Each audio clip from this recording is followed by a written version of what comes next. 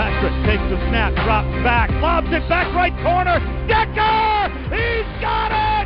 Touchdown! Eric Decker scores! And the Jets have won it in overtime!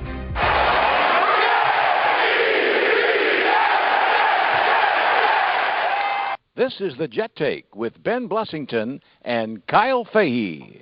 Welcome back to another episode of the Jet Take. I'm Ben Blessington. As always, I am joined by my interesting co-host, Mr. Kyle Fahey. Kyle, how you doing, man? I'm doing pretty good. Sorry, I thought you were playing a soundbite because of a website I'm on. I was like, wow, I get a new soundbite today. What website are you on, Kyle? I was on CBS Sports looking at the draft order, and they always have those pop-up ads. So yeah, that's got me a few times in school. I've been on my phone. And it was like a nice jazz one, too. I was like, wow, this is new. So. Yeah, no new sound bites for us. We don't do too many sound bites anymore. No, we stole those from other people. So I guess so. 29 days until the NFL draft. Not much happening, but there's a few minor news going on in Jetsland. Definitely not as I guess the last 2 weeks have just been an absolute firestorm of news, trading up and signing all these guys. This week has been a little more calm, but we have a few things to go over, and, obviously all sorts of draft speculation and mock drafts. Kyle and I will be unveiling our first mock draft of the season. But we'll top 10. We'll do a top 10. We'll do a top 10 mock draft. We'll start with some of the news that's happened over the past week. Obviously, there was the whole Ndamukong Suh thing, which I was very surprised with, and it's going to sound very stupid or silly because I'm obviously not Adam Schefter, but there are some connections from Ndamukong Suh to some people I know, and so I knew what he kind of wanted, and he wanted to stay. What I was told was the Seahawks were his number one because he wanted to stay close to the Northwest because that's where he's from. He wanted to go to a state with no income tax, which Washington doesn't have one. He wanted a good quarterback. Well, he ended up going to the Rams, so he didn't hit all the boxes. But when the Jets news was leaked, I was like, he's totally just using the Jets for money because the Jets literally have none of those things at the moment. The Jets were rumored to have interested in him, and I if he was serious about it, I would have loved it. It was a 1-year deal, which is what he got in LA, and some Jets fans are like, well, he doesn't really fit what we're trying to do. It's like, look, the Jets have monopoly money this year and next year. As long as you're just keeping the guaranteed money in this year, and it was a 1-year deal, so it wouldn't really matter. You have, what do you have, $40 million in cap space? You give him a 1-year, $15 million contract, whatever it is. He takes that $15 million, but it doesn't matter next year. You don't really have a starting defensive end on your roster outside of Leonard Williams. You have guys like Coney Ealy and Xavier Cooper, and hopefully those guys can fill the need. But a guy like Ndamukong Suh, not only would he be a force to be reckoned with, but he also frees up your young, stud defensive end, Leonard Williams, who's really had a rough year or two. He's played well, but he's getting double teamed and sometimes triple teamed, and the guys that's playing across from him aren't really, freeing up blocks for him. So you bring in a guy like Ndamukong Suh. Ndamukong, after the quarterback, fills a big hole, can stop the run, and then most importantly, frees up Leonard Williams. So I was all for it, but I knew from the start it was just this is not going to happen. A little bit would have tried to get Ndamukong on for an interview, but it's whatever. The Rams ended up getting Ndamukong. Besides that, not much else happened. The Jets have signed Neville Hewitt, a linebacker, mostly just going to be depth and special teams. Was from the Dolphins and had a nice season in 2016. But he's 24 years old, just a young guy. But the Jets have added a few linebackers. They were looking at Carlos Dansby. The report came out last week because he played with Bulls, but I think that was probably they signed Hewitt over Dansby. Hewitt is much younger, and so they have Kevin Pierre-Louis, obviously Lee Williamson, and Hewitt in that linebacking core. And besides that, Kyle, I do not believe. Let me just check the notes. I do not believe any other news is really. Oh, I completely forgot. Yeah, there is one more piece of news, and Thomas Rawls is visiting the New York Jets tomorrow, which could mean the end of Bilal Powell. We'll talk about that in just a second. And then the other piece of news is Jonathan Harrison is re-signed, brings back some center depth. Obviously Spencer Long, the free agent center that the Jets signed, has some injury issues, and so Harrison played well towards the end of last year, so he sees some nice depth if Long were to go down. As always, you can follow our podcast at The Jet Take on Twitter. That's the best place to reach us. We'll engage with you. Our Twitter's grown quite a bit over the past month or two, and so we're really appreciative of that. You can listen to our podcast on iTunes, SoundCloud, Stitcher, iHeartRadio, Spotify. We're all over the place. Any sort of place you listen to podcasts, just look up the Jet Take. And most importantly, we are part of the Turn on the Jets digital network. Go to turnonthejets.com. You can find, obviously, terrific writing by all these the countless number of writers on that site. Make sure to keep going to Turn on the Jets during draft season, and quite a few podcasts as well. So Turn on the Jets has you covered for any sort of Jets needs you might have. All right, Kyle, we'll start with the Ndamukong Suh news. The one part I did leave out about the when I first talked about it was the Jets rescinded their offer. This shows a few things. I mean, Christopher Johnson might have come in and said, you know what, Mike, I don't want Ndamukong. This goes away against our plans. The report, they talked, and then Christopher Johnson made him rescind the offer. McCagnon kind of said that the Jets had a deadline and they just didn't want to get played along like they did in the Fitzpatrick saga and even Mohamed Wilkerson 2 years ago. But they got it done, and they just said nope. This is our offer, and you have until X time, and it didn't happen, and they pulled the offer. Kyle, what are your thoughts on this whole situation? Do you think this is more of a showing of an owner reaching in maybe too far, or do you think this is showing the Jets, having learned, or specifically Mike McCagnon having learned from that whole Fitzpatrick scenario and a few other times where he's been dragged along by free agents for his money?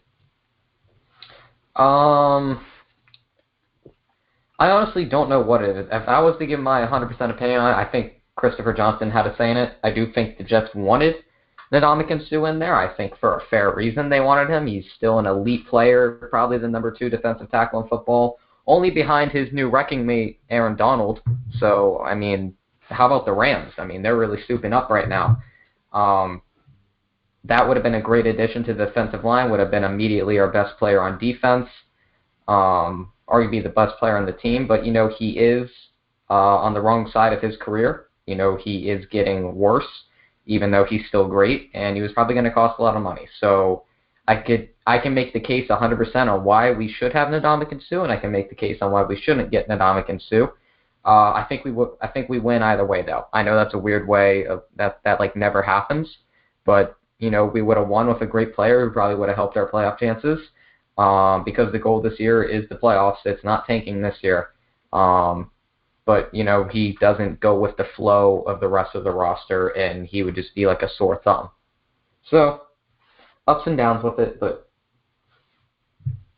Yeah, no, I see what you're saying there. And, look, I would have loved to have him just for freeing up Leonard Williams and just adding another presence in the defensive line. But, yeah, I mean, it just puts a lot of pressure on. I don't think Ely is officially re-signed, but, I mean, it sounds like he's going to be. But it's not made official yet. But Cooper is back. And so, Cooper played well towards the end of the season, and Ely played really well towards the beginning of the season. So if we can get either one or both of them, just having a bit of a rotation, just getting some production, really anything that's better than Mohamed. Really anybody's going to be better than Mohamed Wilkerson as long as they give some sort of effort. And obviously Steve McClendon is maybe the most underrated Jet on the team, just consistently plugging those holes, especially on rundowns. So I know some fans are upset they lost Snacks, and I am too to an extent, but they got Steve McClendon for a lot cheaper, and he's putting up similar production. So I'm very excited. With the Jets defensive line, I would have loved to have Ndamukong Suh, but Jets have a very solid defensive line. The problem lies with this front seven is they do not have a pass rusher. They really right now are showing that they're not going to be able to really get out of the quarterback after the quarterback unless Leonard Williams turns into J.J. Watt, unless one of those guys on the defensive line that I mentioned really steps up, whether that be Coney Ely, returns back to his 2016 Carolina form, or again, Xavier Cooper can keep building whatever he had going. Besides that, the Jets don't really have any pass rushers, especially in that linebacking core. Jordan Jenkins is a very, very good starting outside linebacker. He's just a solid, great in rundowns, can get out to the quarterback if he needs to, can cover. He can kind of just do it all. And he's a guy that's going to be in green and white for a long time. But he's not a star. He just kind of does the dirty work. He's not going to ever be really a household name. He's like the David Harris. Yeah, he's another David Harris that plays a different position. Brian Thomas was a solid comparison. He's just he's going to be here for a while, and he's always going to be he would be best suited if he has a guy playing on the other side of him as the other outside linebacker that's a flashy pass rusher. I think if the Jets can find that, and that's why a lot of people wanted the Jets to sign Kirk Cousins, because then the Jets potentially could have gotten Bradley Chubb, and you paired Chubb with Jenkins or whatever, then you're really going to be your front seven is really going to be looking a lot better. But, I think Jenkins is solid. I love the inside linebacking group right now. I was a big fan of the Williamson signing. I think Lee, if he can continue to grow. But, yeah, that outside linebacking spot is a bit of a place of worry right now for the Jets. Right now they have Josh Martin there, Lorenzo Malden returning from injury. Potentially maybe he could return to a bit of at least a pass rushing specialist. David Bass, I'd be surprised if they don't bring him back. He was pretty efficient getting after the quarterback. Yeah, I believe he led the team in sacks, but he was nothing special. Just kind of another version of what Lorenzo Malden was his rookie year. And besides that, really nobody else. So, Kyle, obviously the Jets traded away their 2 second-round draft picks, and that was kind of the spot where I thought the Jets might be able to hit a really solid outside linebacker. But again, it looks like it's going to be in the 3rd round. I'm asking you, who are some 3rd-round outside linebacking edge prospects that the Jets could definitely target? You look at that's where they got Jordan Jenkins, who's now a starter here, and Lorenzo Malden after his first year looked slightly promising. So, just where do you think the Jets could go to find their starting outside linebacker in the 3rd round, if they so choose to draft an outside linebacker there? I think a guy who I think we talked about him, I want to say like a week or 2 ago now. One of these episodes they all just grouped together at this point. Arden Key, a guy who's really thrown under the radar because of multiple off-the-field issues, arguably would have been a top 10 pick if he would have just stayed on course. He's really talented, but there are some questions about his motor, obviously off-the-field issues, but he's a great player. And, if he falls in the later rounds and you are willing to take a gamble on him, that's definitely a guy you can do it because he played arguably, the best conference, honestly, when it comes to a guy that you're looking at for pass rusher. You want a physical player who has the athleticism to cover, or when you ask him to, and just do what modern outside linebackers do, especially in Todd Bowles' system. Arden Key is a guy that fits that pretty well. But besides that, guys like Jeff Holland out of Auburn, that's an individual I like. Josh Sweat from Florida State, another guy who's gone under the radar. Sweat, I don't think Florida State's had their pro day yet. Correct me if I'm wrong on that, Ben. But I recall him. No, they haven't. Yeah, they haven't. But I remember the combine wasn't great for him. So, there are a lot of these guys who are under the radar for specific reasons that you could pick up in the later rounds. Key would be my main target, though. Yeah, it all comes down to if he can fall. Now, that kind of leads right into my next question, and this might be what you just gave me, is where do you think the Jets go in that 3rd round? Do you think they're going to try to target their outside linebacker? Because at the moment, that's really their only unfilled starting position, assuming that the Jets are going to say, okay, we're going to have a Cooper-Ely mix at defensive end.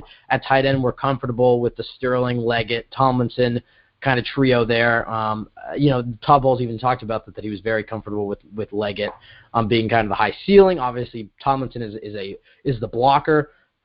And Sterling kind of showed a bit of a flash week 17. So I think they're pretty happy with their tight end group. I think they're, content with their defensive end group. Really, outside linebacker is really the only position that if the Jets trot out, Lorenzo Malden or Josh Martin, they're going to be like, okay, maybe that wasn't the best of moves. Do you think the 3rd round is where they're going to target it, or do you think they could go somewhere else, like a tight end, like offensive line, maybe a surprise like a receiver or whatnot? Where do you think they could go in the 3rd round?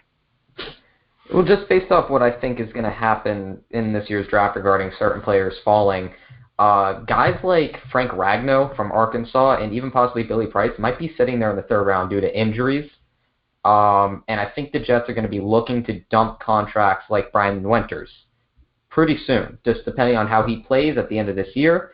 Ragnow and Billy Price both have the capabilities of playing guard and center, and we don't know what's going to happen with Spencer Long, and we could see a lot of holes open up on this offensive line from either lack of play or, lack of good play, as I should say, or just, the contract gets to be too much. If the Jets get their franchise quarterback, you better believe that they're going to do something similar to what the Bears did this year, going and signing, the top receiver, getting a lot of weapons. Obviously we have a lot of money next year as well, but if Brian Winters doesn't live up to the standards and that contract still sits, that's something you can get rid of. And if you take a player in the third round who was definitely a first-round level pick, like guys like Frank Ragnow and Billy Price are, you got to take that. You don't pass that up. So I think we're more likely to go offensive line. And, that's not because of, maybe they feel comfortable with guys at our edge or tight end, like you said, because I don't think that's true at all. They need to be addressed. I don't think you pass on the higher talent at that point.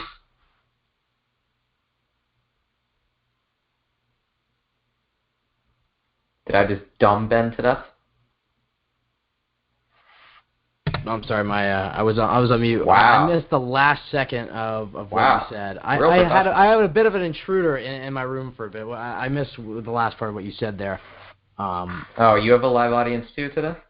No, no. Anyways, you asked me a question, Kyle. Please, Mom, please, if the sign is the sign if is the actually line- broken. I did have an on-air sign that's now it broke. I slammed my door once and it just got caught and it broke. Uh-oh. Yeah, Benny boy got a little angry? Trouble in paradise. Trouble in paradise. So, The hills of anyways, Oregon are not safe. wait, sorry. What were you? We were talking about edge rushers. I was just curious to see. Wow. Hey, He didn't even let listen this to me. happen. I didn't. I mean, I don't know what to tell you, man. I mean, my mom came in the room, was asking if I was going to take the dog to the vet with her. I took off the headphones. Sorry, man. What were you saying? Okay. I was saying that we are going to pick offensive linemen like Frank Ragnow or Billy Oh, Price. yeah. Sorry. Yeah, there you go. I heard the first part of that. Yeah. As far as that goes, I mean, looking at McCagan's draft history, it would be kind of hard not to see the Jets if a guy like Billy Price is sitting there. I just don't think it would be very smart, especially when, as I mentioned, a few other needs.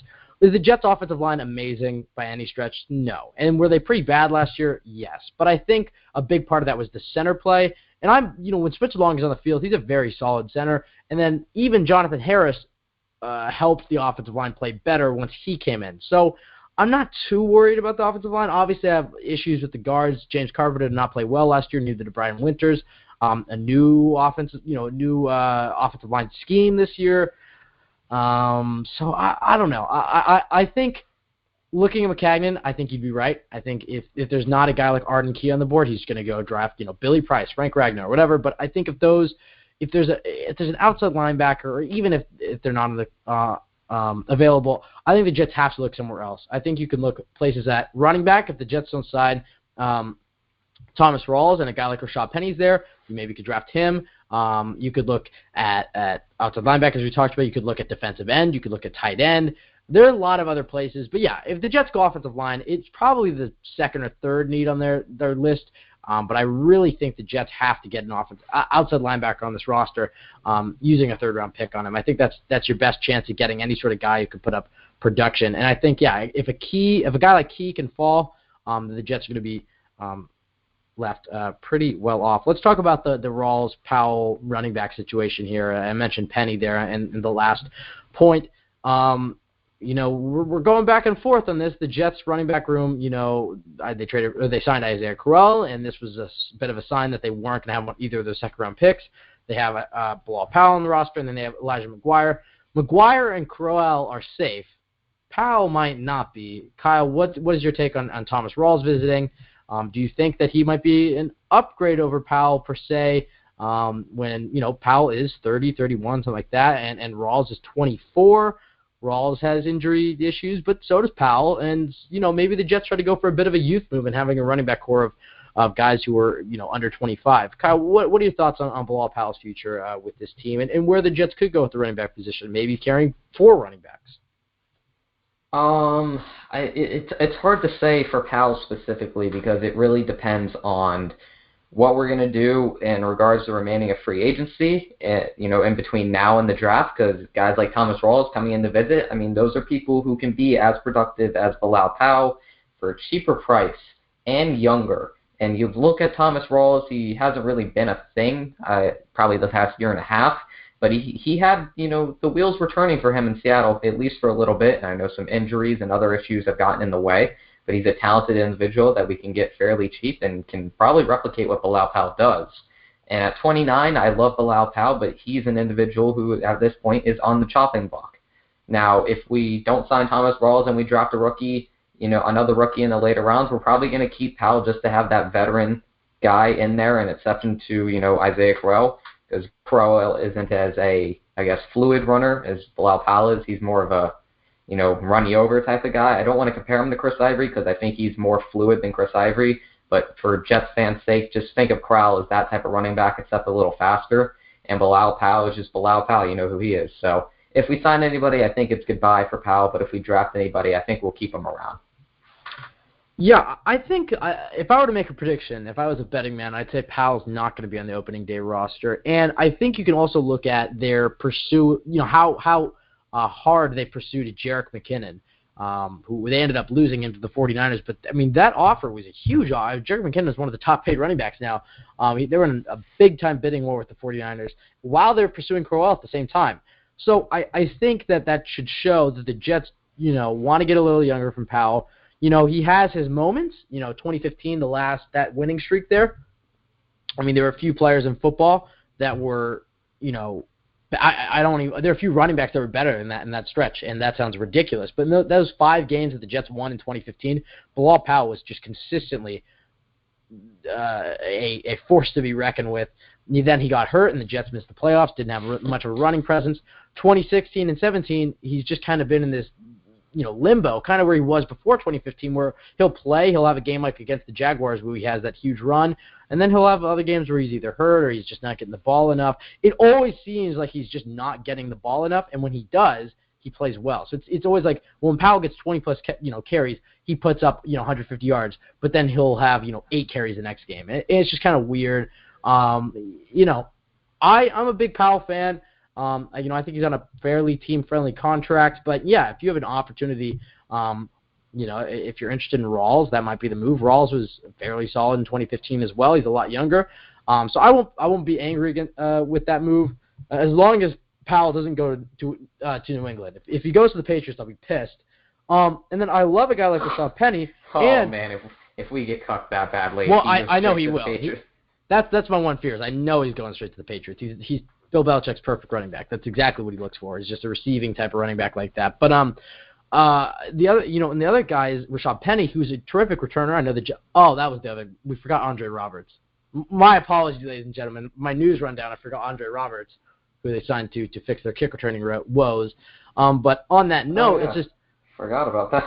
They sign one of those guys every year. They don't always stick. Like Jeremy Ross was one of them that they signed in 2016 and whatnot. So there's always kind of a. Who was the great one, Ben? That JoJo Natson? No. Jalen Marshall? Nope. Josh Cribbs? No. What? Just trying the one to think he said was going to get cut. Kimbrel Tompkins? T.J. Graham. Oh, T.J. Graham. Oh, Wait. No, Kimbrel Tompkins, yeah. Yeah, he wasn't a returner. Yeah, they threw him back there a couple times. No, they didn't. They never threw Kimbrel Tompkins back there. If I look up Kimbrel Tompkins punt return and he has something, I'm going to be pissed. I'm probably thinking For the Jets. Else. For the Jets. He doesn't, though. Anyways. Now you threw me off my track. I don't even remember what I was talking about. Oh, yeah, sorry. Rashad Penny is a guy who could really return kicks, and he's a lot younger. I'm a big fan of his. I think he's going to be good. If he's staring you in the face, I might take him. Running back and having a guy who's kind of your third running back isn't always the wisest move, especially when you need an outside linebacker. You have needs at tight end, offensive line, defensive line, pretty much all over the place. But I'm a big fan of Penny. I don't think he returned kickoffs for the Jets. It was only one, but he did. How many yards did he get? 17. Great. Nice job, Kyle. Anyways. So that's kind of my thoughts. I'll be fine with it. I think the Jets are trying to look to get rid of Powell, but I'm a fan of Powell as your third guy. But I can understand the move if they're going to try to bring in a guy like Penny, who's going to be exciting. Rawls I like, and he's kind of up and down, but he's injured quite a bit, so I'm not sure. But if it were me, I'd probably hang on to Powell unless you're confident in your outside linebacking position and a guy like Penny staring you in the face in the third. But I don't think I'd give up Powell for Rawls. I don't think it's really that worth it. Even though he's younger, Powell really hasn't, taken that many carries each season. So he's younger than his age of 30 suggests. But, yeah, I'd keep Powell's over Rawls. But maybe if there's a rookie running back, I wouldn't. Now, Kyle, I'll ask you a bit about some other news happening around the NFL. What are your thoughts on this Odell Beckham Jr. situation? There are some Jets fans that are wanting the Jets to hop in on this deal. Newsflash, the Giants are never going to trade Odell Beckham Jr. to the Jets. I've been wrong before, but if I were a betting man, Ben Bussington. I would be shocked if the Giants were to trade their best player the last 2 decades to the Jets, but we'll see. What are your thoughts on the Odell Beckham Jr. situation? First of all, that was a hot take right there that you just slid under the table. He's definitely he is their most talented player they've had in the last 2 decades. I know they've had Eli Manning, 100%. I know they've had Michael Strahan, they've had Tiki Barber. I understand that, but I'm just saying this is your Randy Moss, and they're either going to crap the bed with him or he's going to go on to be great. If injuries don't hold him back, and he hasn't really. I mean, he had the one last year, but before that, he's a pretty tough, durable guy. If he's healthy, he's going to be the best receiver in the league. So, I would say he's definitely the most talented player. Yeah, I agree, but every Giants fan in the world will tell you that Odell isn't that good, and Eli Manning is by far their best player in franchise history, which isn't even close to true. I'm about to butcher this stat, and I don't want to mess it up completely, but I'm pretty sure I read it was he threw in 2013. Okay, I don't want to. Hold on. I don't want to mess it up. Hold on. Let me just get Eli. No. Let's have some Eli Manning slander on this podcast. No, it is. Okay, here we go. So in 2013, he threw 27 interceptions. The Giants drafted Odell Beckham Jr., and in 2014 and 2015 combined, he threw 28. I'm just going to say, bringing Odell Beckham Jr., he threw half as many interceptions that next year. I don't know. I think he's just a better quarterback. You look at his stats with him versus, he had Odell in 2014, 2015, 2016. His touchdowns go 30, 35, 26. This past year, he didn't really have Odell for the majority of the season, 19 touchdowns. Yeah. Although he was benched for a game. His passer rating just consistently goes down. 2014 was 92. 2015 was 93. 2016 was 86. 2017, 80. Just everything is just worse without Odell on the team. He's distracted the defense. You need him. Not necessarily. He's always open. He distracts defenses and gets other guys open. Hey Ben, you're forgetting about their best receiver by far. Brandon Marshall? Yep. No. I think Marshall will have an okay year this year. Did he retire? Did I miss that? Did he retire? He has one more year with the Giants, and then he'll probably retire. So he just hasn't made one social media splash like all year? Yeah, I guess so. Oh, my gosh. You know what? That just happened to me, too. I'm on CBS Sports, and they just gave me some... Where is it? Where's the pop-up? Where is it? Yeah. No, I just exited out of the page. I couldn't find it. I found it was just the top. I went to CBS Sports. I was just looking at something for this mock draft we're about to reveal in a bit.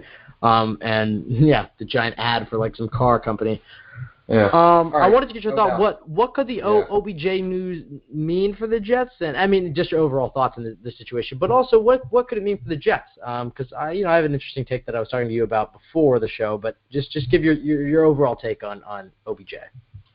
Overall take, I think Odell needs to get his act together because it's very obvious that he's smoking weed and doing lines of cocaine with less than innocent woman. I'll say it like that because I don't want to assume any roles or jobs for them. But, if you're going to do it, don't get videotapes. It's simple as that. I will say this. I want to chime in here just really quickly. You think it's a piece of pizza? No. It happened again. The damn pop-up. Just stop, dude. I don't care. It's 5-hour energy. That's what it is. I don't have the energy to do those bastards. No. Well, that video is supposedly old. That video is from when he was in college, apparently, because his tattoo on his arm, he didn't have a tattoo in that video, and then he gets the tattoo his second year in the NFL, something like that. Just apparently that video was out there before the Giants drafted him, and some even say the Giants were aware of that video when they drafted him, but I don't know how much you can buy into that. But just putting it out there, that's not a recent video, apparently. I haven't heard that, but you can look it up. Go ahead, fact check it, Ben. What you do right now? Okay, fine. Odell Beckham Jr. This is Investigation Discovery, the Jet Tape. Video old.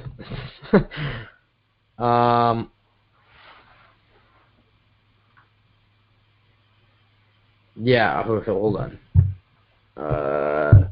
Giants wide receiver Odell Beckham Jr. doesn't seem to be fazed by the viral video that circulated on Friday.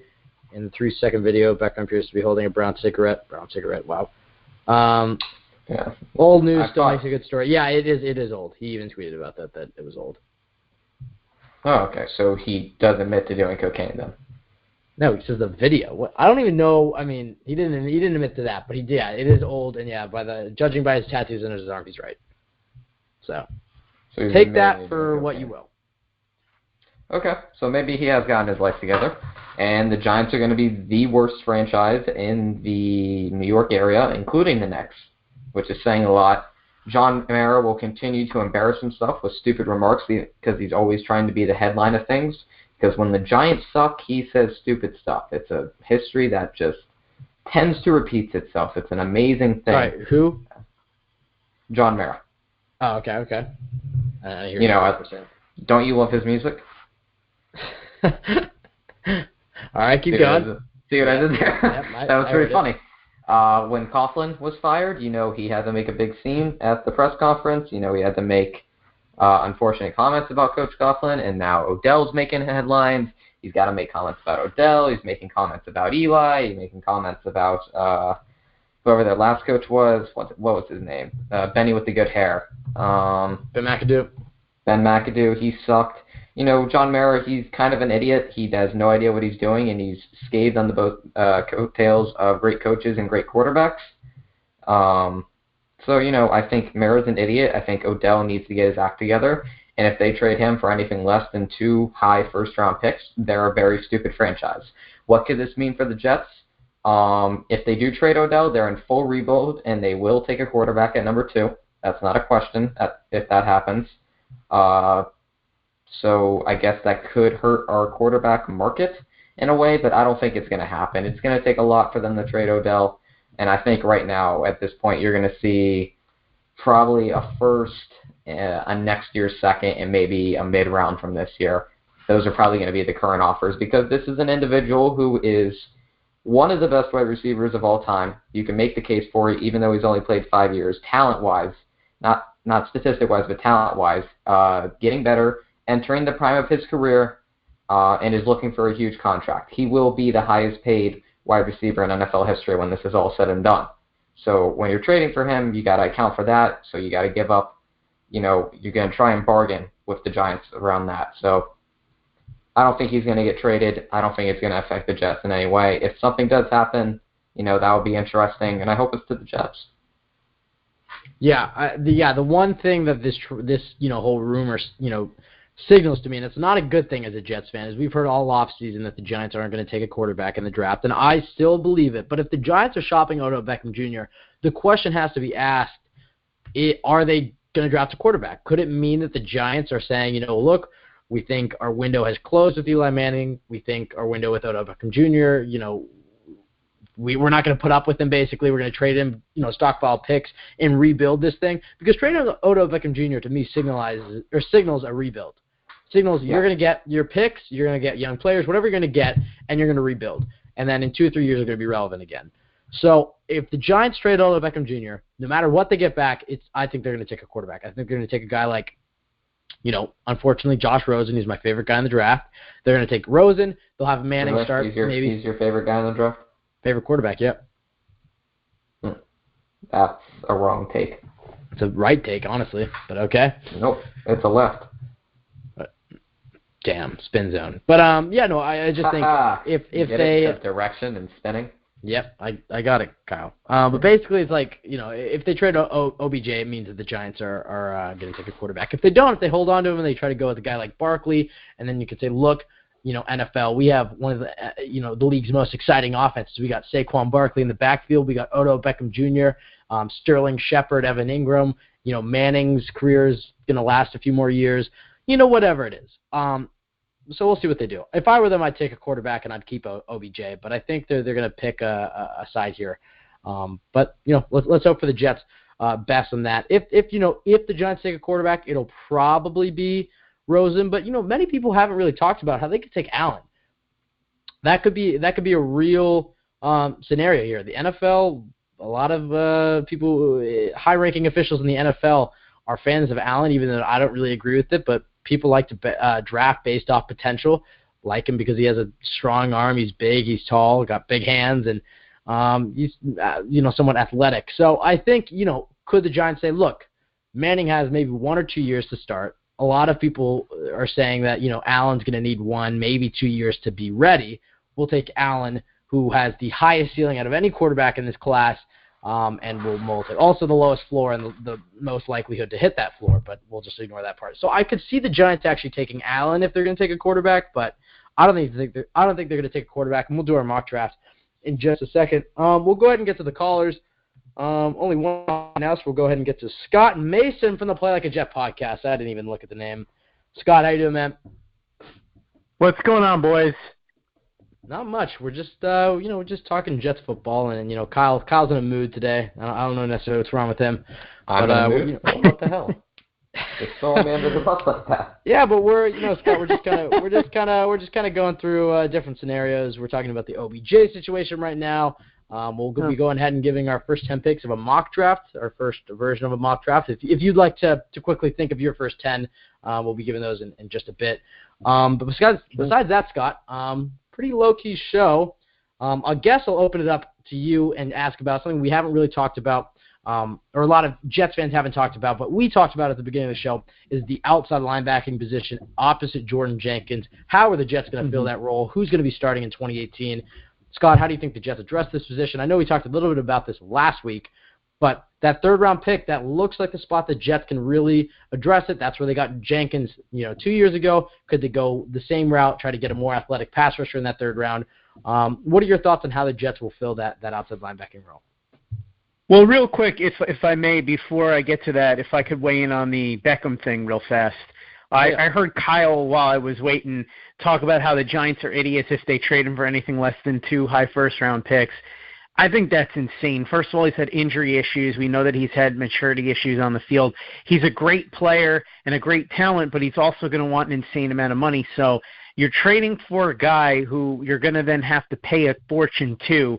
I think and he's at a position. It's not a quarterback or an edge rusher. I think it's unrealistic to expect to get anything more than what the Jets got for Darrelle Revis a couple of years ago, a first and a fourth. I think that's Adam Schefter reported that too.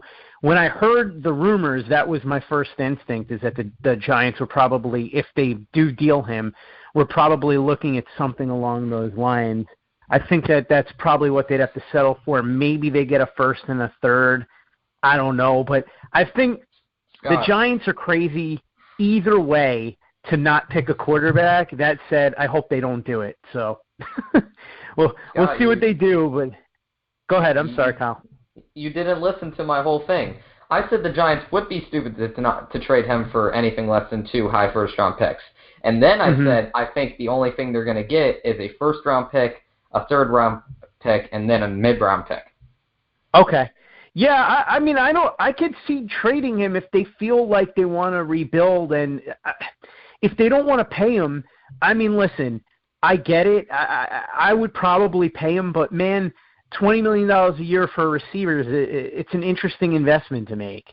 If you're going to do it for anybody, Odell Beckham would be one of the top guys to do it, but it's something, especially considering it seems like there's some friction between the front office and Beckham and all that.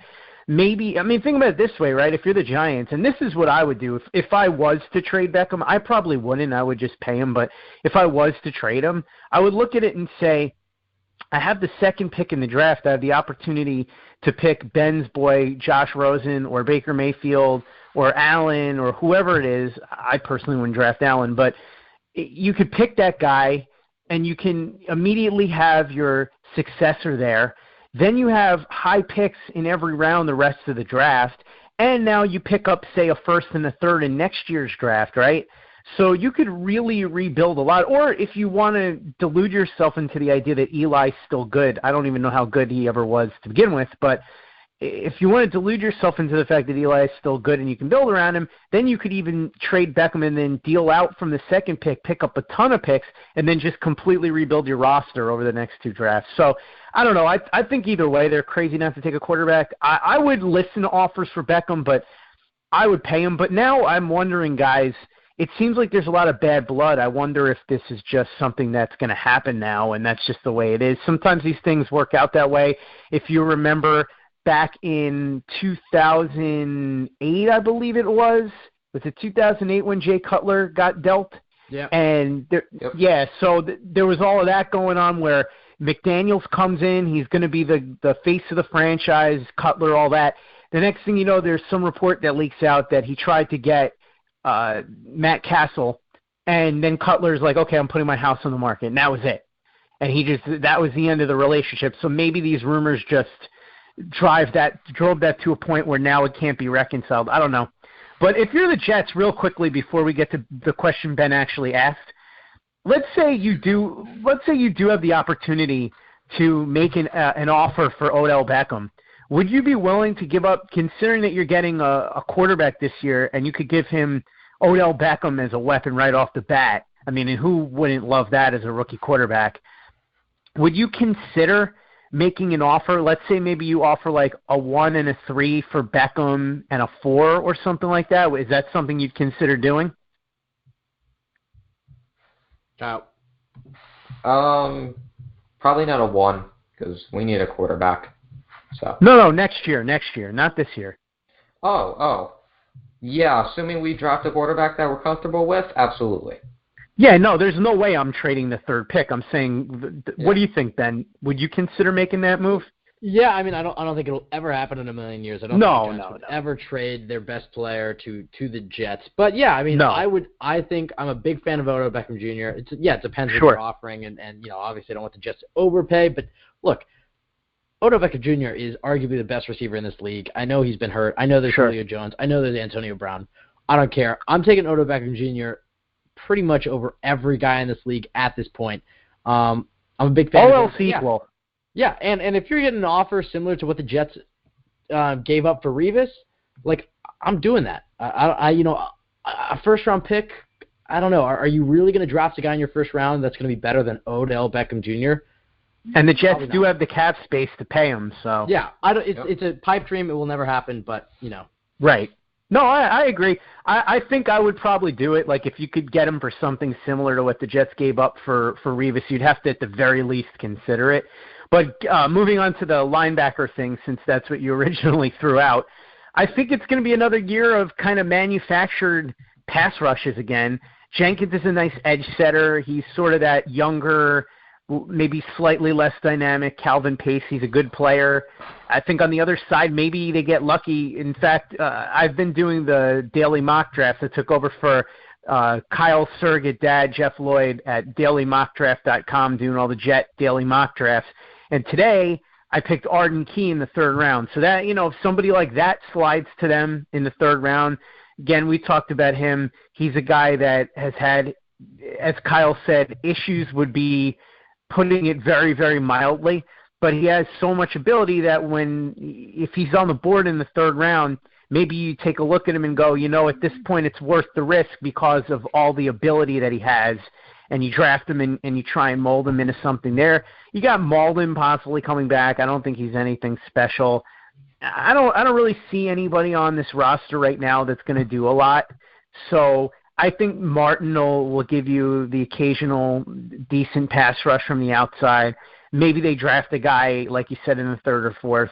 But unless something happens where they get lucky and a guy like Key falls to them and Key lives up to his abilities and has a surprisingly good rookie year, I think you're probably looking at another year of, like, I hate to say it, but like Jag-like guys rotating in at that second outside linebacker spot, and you're probably going to end up waiting until 2019 for them to really draft a guy that can make any real impact at that position. Yeah, the 2019 free agent class is insane. I don't want to butcher it, but I read, there's just pretty much every single pass rusher is available. Obviously, Ezekiel Anza and DeMarcus Lawrence are going to be available again, assuming they don't get long-term contracts since they're on the franchise tag. Mm-hmm. There's also, I want to pull it up here, but next year is probably going to be the time the Jets get their big-time pass rusher. So, sorry, Jets fans, you'll probably have to wait another year, but the Jets are going to have so much money. That's definitely where they're going to go. maybe the Jets are going to do some long-term thinking with that third, round pick. They don't go out to the linebacker knowing that and, do as you say, just fill it with guys like David Bass and Lorenzo Malden and Josh Martin, just kind of rotate them. Right. But I hope they draft just go after a guy with a high ceiling rushing the passer and just put him there. And then you could put Martin there on, rundowns if you're not confident in him. Whatever it is. I think the Jets try to address that. I mean, you got a guy like Jordan Jenkins, who Kyle and I talked about, who isn't, he's never going to be a star. He's never going to be a household name, but he's going to be a guy who's going to start here for a decade. And he's a solid player. He's that Calvin. He's like a young Calvin Pace. Yeah, and I compared him to Brian Thomas. He's going to be here for a while. Sure. I think he does the dirty work, good against the run. And you found him in the third round, so I think you can find another very solid outside linebacker in the third round as well. Now, Scott, maybe like I said, an Arden Key, somebody like you said with a high ceiling, and just take a shot. Yes, if he were to fall, that would be my pick for sure. Now, Scott, you talked about you were doing mock draft? DailyMockDraft.com, yep. So I don't know if you have a top 10 ready to go, but Kyle and I this episode, we were going to unveil our first version of our mock draft, just 10 picks, just the top 10, just do a quick run and just do a little bit of an explanation. I don't know if you have a top 10 and if you need some time to go through as we Kyle and I do ours, but what I'll do is I will pull up the draft order, and as you guys do yours, I'll just throw mine out. All right. We'll go ahead. Kyle, do you have your list ready? Yeah. And we can all do it. We'll do it all together. So number one, I'll start Browns. I'm going to go Sam Darnold. There's the rumors that it's down to Josh Allen and Sam Darnold. Those are the picks. I think the Browns. I mean, you should never bet on this, but I think the Browns are going to be smart here. Take Darnold.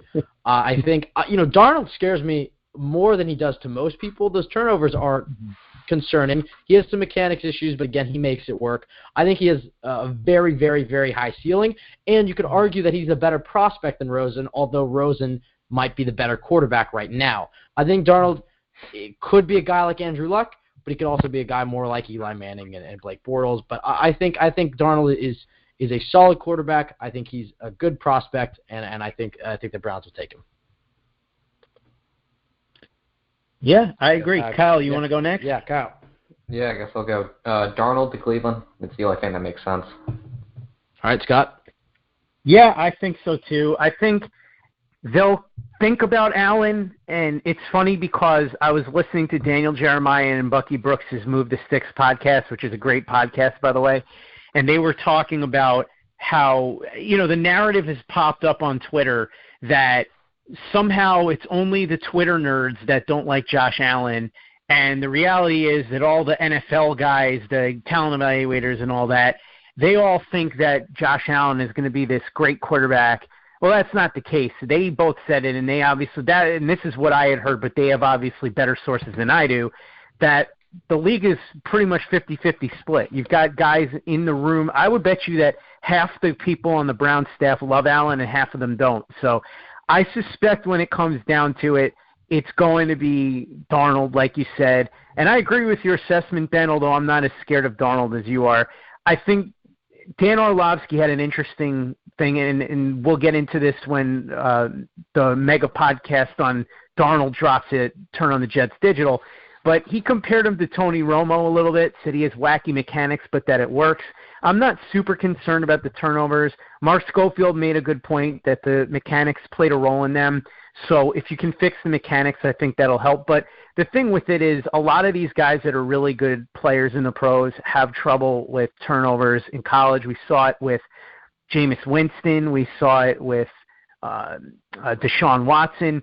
There were several others who had high interception totals, so I'm not super worried about that. I think that's fixable. Yeah, and you also have to, think about a guy like, Sam Darnold's ceiling. We talked about Andrew Luck. You can also throw in a guy like Brett Favre. Think about how many interceptions he threw.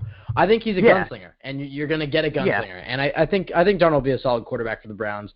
And if the Jets draft him, I'm not going to be upset. I'll be ecstatic. Sure. We've been saying, get Darnold, Rosen, or Mayfield, and it's a win for this offseason. And so I'm a big fan of Darnold. I would put Rosen ahead of him. I think Rosen just has those mechanics. He's probably the most pro-ready quarterback I've seen in a long time. And I think his floor is higher.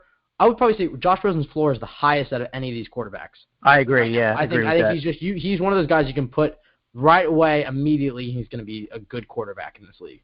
I think Darnold reminds me a lot of Matt Ryan. That was my comparison I used. I think he's going to be a Matt Ryan type quarterback. Darnold, I think he's going to struggle a bit, but I think he's going to really get it together. And that second year is going to hit his stride and stuff. But and of course he's playing in Cleveland. But Cleveland has some nice pieces. The other thing about Cleveland is they're a very analytics-based team, and there's no freaking analytic that is telling you that Josh Allen's a good quarterback. So I think they're going to go Darnold. We'll go number 2. I have the Giants taking Bradley Chubb at this point. I went back and forth. Part of me could see a trade. I didn't put trades in my top 10. I don't know if you guys did, but I didn't use a trade. I said Bradley Chubb because of the JPP trade. Are we allowed to do trades, by the way? Just out of curiosity. Yeah, you can do trades if you want. Oh, okay. I didn't know that. If you want to do a trade, you can. I didn't use a trade in this one just to make it simpler. Okay. But yeah, if I were the Giants in this situation, I'd take a quarterback. But if I was the Giants and knowing I'm not going to take a quarterback, I would really consider Saquon Barkley. Now, it wouldn't be the smartest thing in the world because you can get a guy like Bradley Chubb, draft a guy like Darius Geis at the beginning of the second. That'd be good. But I think the Giants are going to strongly consider Saquon Barkley so they can be like, look, we have OBJ. At wideout, we have Evan Ingram at tight end. We have Saquon Barkley in the backfield. Mm-hmm. We're going to extend Eli Manning for a few more years. I mean, that's going to be a very exciting offense. But in my mock draft, I said they're taking Bradley Chubb. Chubb is you're getting everything that you'd want out of Jadeveon Clowney that Jadeveon Clowney is giving Houston. Except I think he's a better prospect than Clowney. I think he's plug-in, immediately going to wreak havoc. You think of Lawrence Taylor as far as New York Giants pass rushers, and I think the Giants are going to be very tempted here. I almost doesn't have the character issues that Clowney had either. There was a lot of talk about Clowney being lazy, if you remember, coming out of college. Exactly. Chubb is high motor, can play 4-3 defensive end, 3-4 outside linebacker. I love Chubb. I think Chubb would be a very smart pick for the Giants. And then, you can address that running back position or go quarterback in the second round. I think they should go quarterback, but we're going to just say they don't. So, Kyle, your pick for the Giants. I have them taking Saquon Barkley. Would you care to explain? I think the offense has been lacking a running back for multiple years. Arguably an exception to, obviously, Odell getting injured.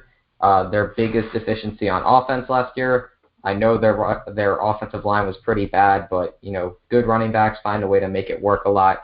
They've been running with Orleans Darkwa, for a couple years now, and that should tell you a couple things. So they need an explosive player on offense to pair with Odell Beckham Jr. and Evan Ingram. And I know they've invested a lot on the offensive side in regards to draft capital in the last couple of years. Eric Flowers, Evan Ingram, and now it'll be Saquon Barkley. But, the defense has the talent, so they need to work on their offense. Yeah, I think Saquon Barkley is a terrific prospect. And again, if you're drafting Barry Sanders, nobody's going to care. Yeah. But running back is bad value, high top 5. I mean, that's just the fact. But, the Cowboys have Ezekiel Elliott. They obviously love that pick. As I said, if you're getting a top, 5 running back in this league, nobody's really going to care. Obviously, Leonard Fournette with the Jags last year. But then you look at, would the Jags have been better off taking another guy and then getting Alvin Kamara in the second, Kareem Hunt in the third? I think, Saquon Barkley in the New York Giants uniform is exciting, but I could see them going Chubb and then drafting a guy like Geis or Michelle or something, and still filling that running back need. Scott, your take on the draft pick? Yeah, I'll add to that too, if I could then, with the running back thing. I think the problem is you say no one will care if Barkley ends up becoming a great running back, but they still might, because if you pick Barkley and then say Chubb goes on to become the next Von Miller, or Josh Rosen goes on to become, a 10 to 15-year franchise quarterback, I think people are going to look back and go, all right, Barkley was a good pick, but he wasn't the best pick they could have made. So that's kind of the way I look at it. Man, I'm going to go here and not do trades because since you guys didn't do them, I'm going to stick with that, and I'm also going to assume that Beckham doesn't get traded for now. I'm going to go on the current conditions. I'm not going to go based on what speculation is at the moment. This is a tough one for me because I really could see the Giants going in any way. I'm not sure if I believe them that they're not going to pick a quarterback. I feel like that might be them either trying to entice offers or kind of throwing people off. That said, man, I'm going to go ahead and I'm going to give the Giants Chubb here only because, well, actually, no. I'm going to give him Barkley, and here's why. I think if you're not taking a quarterback and you're not trading down, Chubb is the best pick. But if the reason you're not picking a quarterback is because you still believe Eli Manning has something left in him, you've got to pick Saquon Barkley here.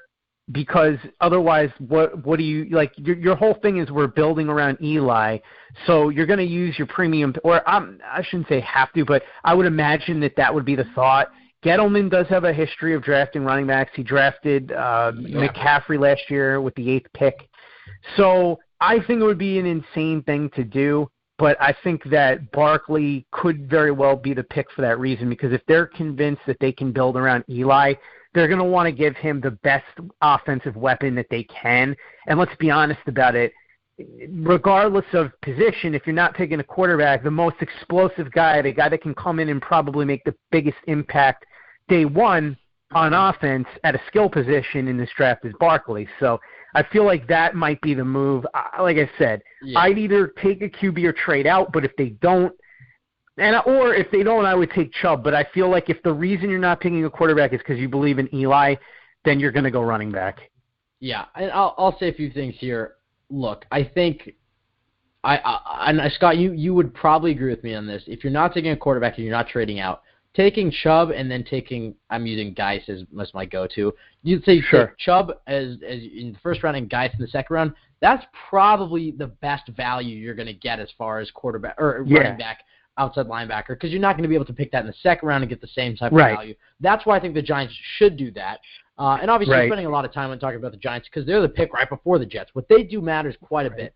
The other thing I'll say about Chubb is, that JPP trade might signal that they're thinking really about taking Bradley Chubb. The other thing is, think about how they won those Super Bowls, both 2007, 2011. I know it's a different general manager, but the same owners. They won after getting after the quarterback. They had a dominant defense. So I know you're talking about building around Eli, and I agree with all the points you're saying there. And I think Barkley's going to be very good. But, yeah, you get a guy like Geis in the second round. He's going to be a very good running back as well. You're getting Odell back. You have Marshall back. But you go to the defensive side of the ball, you can really get after the passer with Chubb, with Vernon. You have some pieces on that defense. You have Landon Collins there at safety. I think if they're not taking a quarterback and you're not trading down, Chubb is the smartest move. Oh, no question. I don't disagree with that at all. I think you're 100% right. I don't disagree with a single thing you said. All I'm saying is I feel like given Gettleman's history and if the rationale for not picking a quarterback, if they don't pick one, is that they want to build around Eli and give him weapons, then to me, you almost have to go Barkley because nothing else makes any sense. Especially if you're going to trade Beckham. I don't know what they're going to do. Everything that they're doing now is confusing. Like it seems like, we're going to build around Eli, then they're talking about trading Beckham. Let's be real about this. If they trade Beckham, they're not building around Eli. Yeah, they're not. You can't. How are you going to it's funny because again, I mentioned move the sticks, but Sterling Shepard, the future. Hey, listen, I like Sterling Shepard, but you know he's not he's not anything more than what he is. The thing is, guys, and I know you probably both agree with this, and I was listening to Daniel Jeremiah and Bucky Brooks, and they were talking about this too. They broke down Eli's numbers with and without Beckham, and it's not even close. So I just don't see how, if you trade Beckham, I don't know, man. We'll see what they do, but I still, in my heart of hearts, feel like if they have to pick a quarterback or trade down, nothing else makes any sense to me. But if they sit at number 2 and they've convinced themselves that they're going to build around Eli, I feel like there's a good chance they pick Barkley. Yeah, and the other thing about this whole situation is, you look at the Odell Beckham Jr. They're saying, we're not trading him at all, and then you go to Adam Schefter saying, yes, they're shopping him for 2 firsts. So that kind of Albright said it too. Yeah, I don't really believe Albright that much. I go by. No, I know what you're saying. Albright's been wrong a lot of times. I don't really like him that much, but I'll go as far as Schefter. Schefter is gotcha. Almost like the word of God. Schefter's the gold standard. Yeah, if Schefter says it's happening. It's the word of God. So what I think is, it's when the Giants are saying, we're not going to take a quarterback, they're also saying they're not trading Beckham. And if Schefter's saying they are shopping Beckham, you can assume that maybe they are taking a quarterback. What they're going to say to the press isn't not is not necessarily what they're going to do. It's smokescreen season, as we know. Of course. All right, let's get to the big pick. Obviously, we're the Jet Take. We're all a bunch of Jets fans. We write for a Jets site. Okay, I guess Kyle's not a Jets fan, but we're talking about the Jets here. Yeah. Pick number 3. This is it right here. This is Mike Maccagnan's future. Right here, this is hopefully future. the Jets. Yeah, I mean it's the franchise's future. This is hopefully the Jets' starting quarterback for the next decade. Who is it going to be? With the way my board has fallen, and we've all had the board fall the same way for quarterbacks. We've all had Darnold going 1, so we all have the same quarterback options. I'm going number 3, Josh Rosen, as I've talked about. I'm a big Josh Rosen fan. You talk about adding Matt Ryan, and I know he's not a perfect Matt Ryan clone in every way, but we're just talking about his floor and him being a Matt Ryan comparison. You put Matt Ryan in a New York Jets jersey, the Jets are winning a lot of games. At 21 years old, by the way. At 21, yeah, he's a young quarterback. So, look, I would be all over Josh Rosen if he's there. He's legal. Okay, Kyle. Anyways, but I would love Rosen. I hope he falls. I hope the board falls the way I predicted. I hope there's no trade-ups. I would be a big, big, big fan of Rosen. I know there's concerns about the concussions.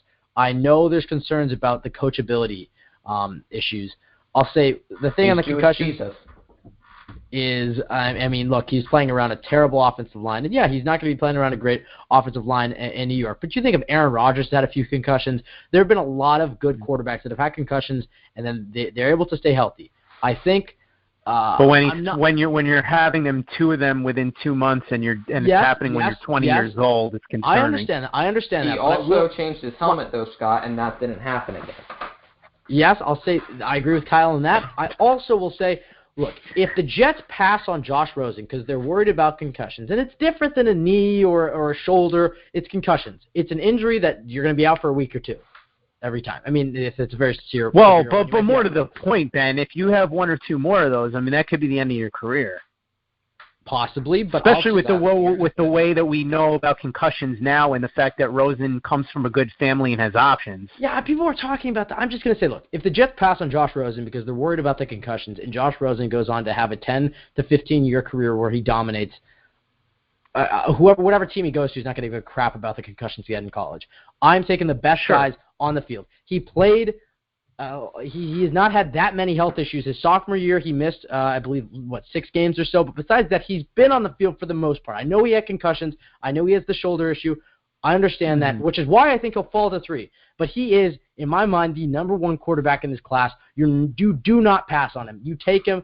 You take whatever comes with him as far as the injuries go. The Jets have one of the top medical staffs in the league. I know they have a shaky offensive line at the moment, but I'm not going to pass on my top quarterback in the draft, and it might not be the Jets. It might not be yours, Scott. It might not be your Kyle. But if I'm the general manager, in this case I am, as I'm doing the mock draft, I'm not going to pass on my top quarterback due to 2 concussions in college, if that makes any sense. And as far as the coachability stuff, I mean, look, none of us can really say that, Scott. I mean, you live in Maryland, Kyle's in Florida, I live in Oregon. We don't really know him. I do have some insight on it, but I'm not gonna say anything. But it will be this coming Tuesday. Bull crap. Okay, come on. Let me elaborate. Like that. Let me elaborate.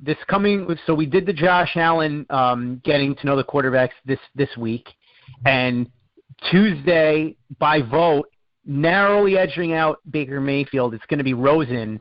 And one of the guests that I have is a UCLA beat reporter who covered Rosen every single day, was around the coaches, talked to the coaches, knows Josh Rosen by name. You know, her and Rosen, she's interviewed Rosen dozens of times. And she has a lot to say about that issue, the coachability and the, whether he rubs people the wrong way and if he's a jerk and so on and so forth. And I don't want to get into because I don't want to spoil it for people that are going to be listening on Tuesday, but you'll learn a lot, Ben. I think you'll learn a lot, and Kyle, you as well, about Josh Rosen's coachability. Can you at least hint? Because I'm pretty sure you've at least. Are you under the assumption that we listen? Well, I know you don't, Kyle, but I'm assuming that some of the people. Ben does. Ben's on my side. I know, Kyle, I know you don't listen to anything I do or read anything I write, including in the group chats, but. No, that's not true. I read everything. He's like, I'll read one-liners, but but I'm assuming I have like 100 Twitter notifications at all time. Okay, I don't see everything. He's just so 100 popular. Twitter notifications because you're so popular. He's just I so have popular. multiple DMs, and then I assume this report is a positive one. Can you at least say a positive or a negative one on Rosen? I can't because I want to leave people in suspense. But Ben, I'll tell you what I will do for you. I will talk to you after the show, and I will tell you. I'm pretty sure you've told me what it is, but I won't spoil it. I'll just say this. And by the way, Kyle, even if you don't listen, I assume there might be 2 or 3 of your listeners that might enjoy my work. So there you go. 2 or 3 of the 1,000. That's we're doing great numbers here. Yeah, there you go. Anyway, Ben, I'm sorry. Go ahead. Yeah, no, and I'll just say this: Josh Rosen's been number 1 quarterback. I think I know what you're saying, and it's still, and that doesn't go to I don't want to spoil anything that you're saying. Anyways, I'm just going to say I think Josh Rosen's been number 1 quarterback. I'm going to stick to it. If he's on the board, I'm taking it. Regardless if he had 2 concussions in college, he had a bit of a shoulder injury. Well, 3, but yeah. I had 3. But anyways, I'm a fan of his. I think he's the best. He's the most pro-ready when it comes to mechanics, footwork, eye movement. He has a great arm. He's accurate. I mean, he has everything you could be looking for. Let's hope the concussions can stay under wraps. But, you look at Deshaun Watson with the knee injury. That knee injury to me is more concerning than a head injury. And long-term benefit you can talk about, when they're 60 or 70, obviously the head injury is going to be worse. And you talk about the injury that he got when he was in Houston, though? No, he tore his ACL in college. Yes, but you ask a lot of NFL players, and at least this was the quote I heard a few years ago, between choosing, I think it was, I don't want to mess this up, I think it was Steve Smith, or it was somewhere receiver saying, if you're choosing between getting a concussion or getting a knee injury, you're going to choose the head injury. Because the head injury, you're going to be out a week, 2 weeks, you'll be back in the field. Knee injury, you could be you'll be out the entire season. I understand your point, Scott. I'm not just glossing over the fact that if he gets the point is 3 or 4 more after they take off our jersey. I find it hard to believe. It'd be one thing if there was a question of if he loved the game as much. There's not that much of a if you're going. It's very clear that he loves the game every day. We're going to hear about that on Tuesday too, Ben. The accusations that is our show just a plug for your show? Is that what this is? Yes, more or less. This is how radio is done, boys. Yeah, well, let's get through the 3rd pick. Kyle, go. Okay. The 3rd pick, the Jets take Bradley Chubb, impact player. Wow. I don't know why is he on a podcast? Silence. He's just doesn't deserve to be on a podcast. Of course I don't have him taking Bradley Chubb, you cuck. I have him taking Josh Rosen. Stop saying that. Jesus. I got to put the explicit warning on this show because you like to say... Yeah, it's not about a word. It's a funny word. It's a funny word. Please, would you classify that as a bad word? It's not a good word, but it is funny. Boom, cucked. Anyway, so any particular reason you're fired, Kyle? Any particular reason, Kyle, that you think they'll pick Rosen? Was that to me or Ben? To you. No, Kyle. Any reason that you think they would pick Rosen? Oh, he's the best quarterback in the draft. Baker Mayfield's number 2, and number 1's in there. You gotta take him. Okay. All right, my turn. Again, assuming no trades, so the Jets stay at 3 and don't move up again.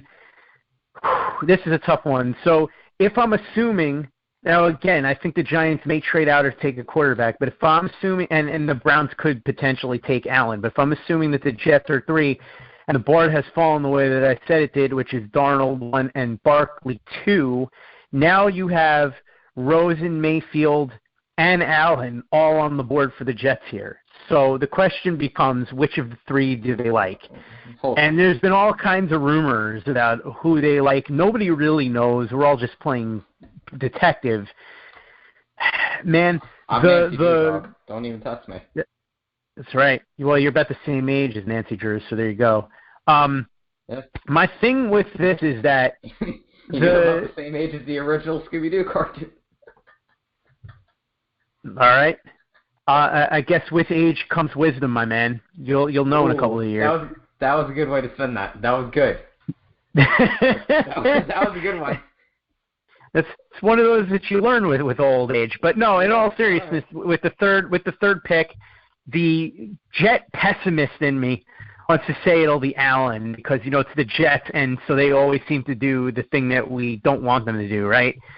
The optimist in me wants to say Baker Mayfield because I like Rosen a lot, but I think Mayfield, the way I look at it is I think Rosen is the guy that's most pro-ready, and I think he's the one that has the least bust potential. I think he's probably, assuming he stays healthy, headed for a Matt Ryan-ish career, a very good franchise quarterback, but not quite on that tippy top tier level.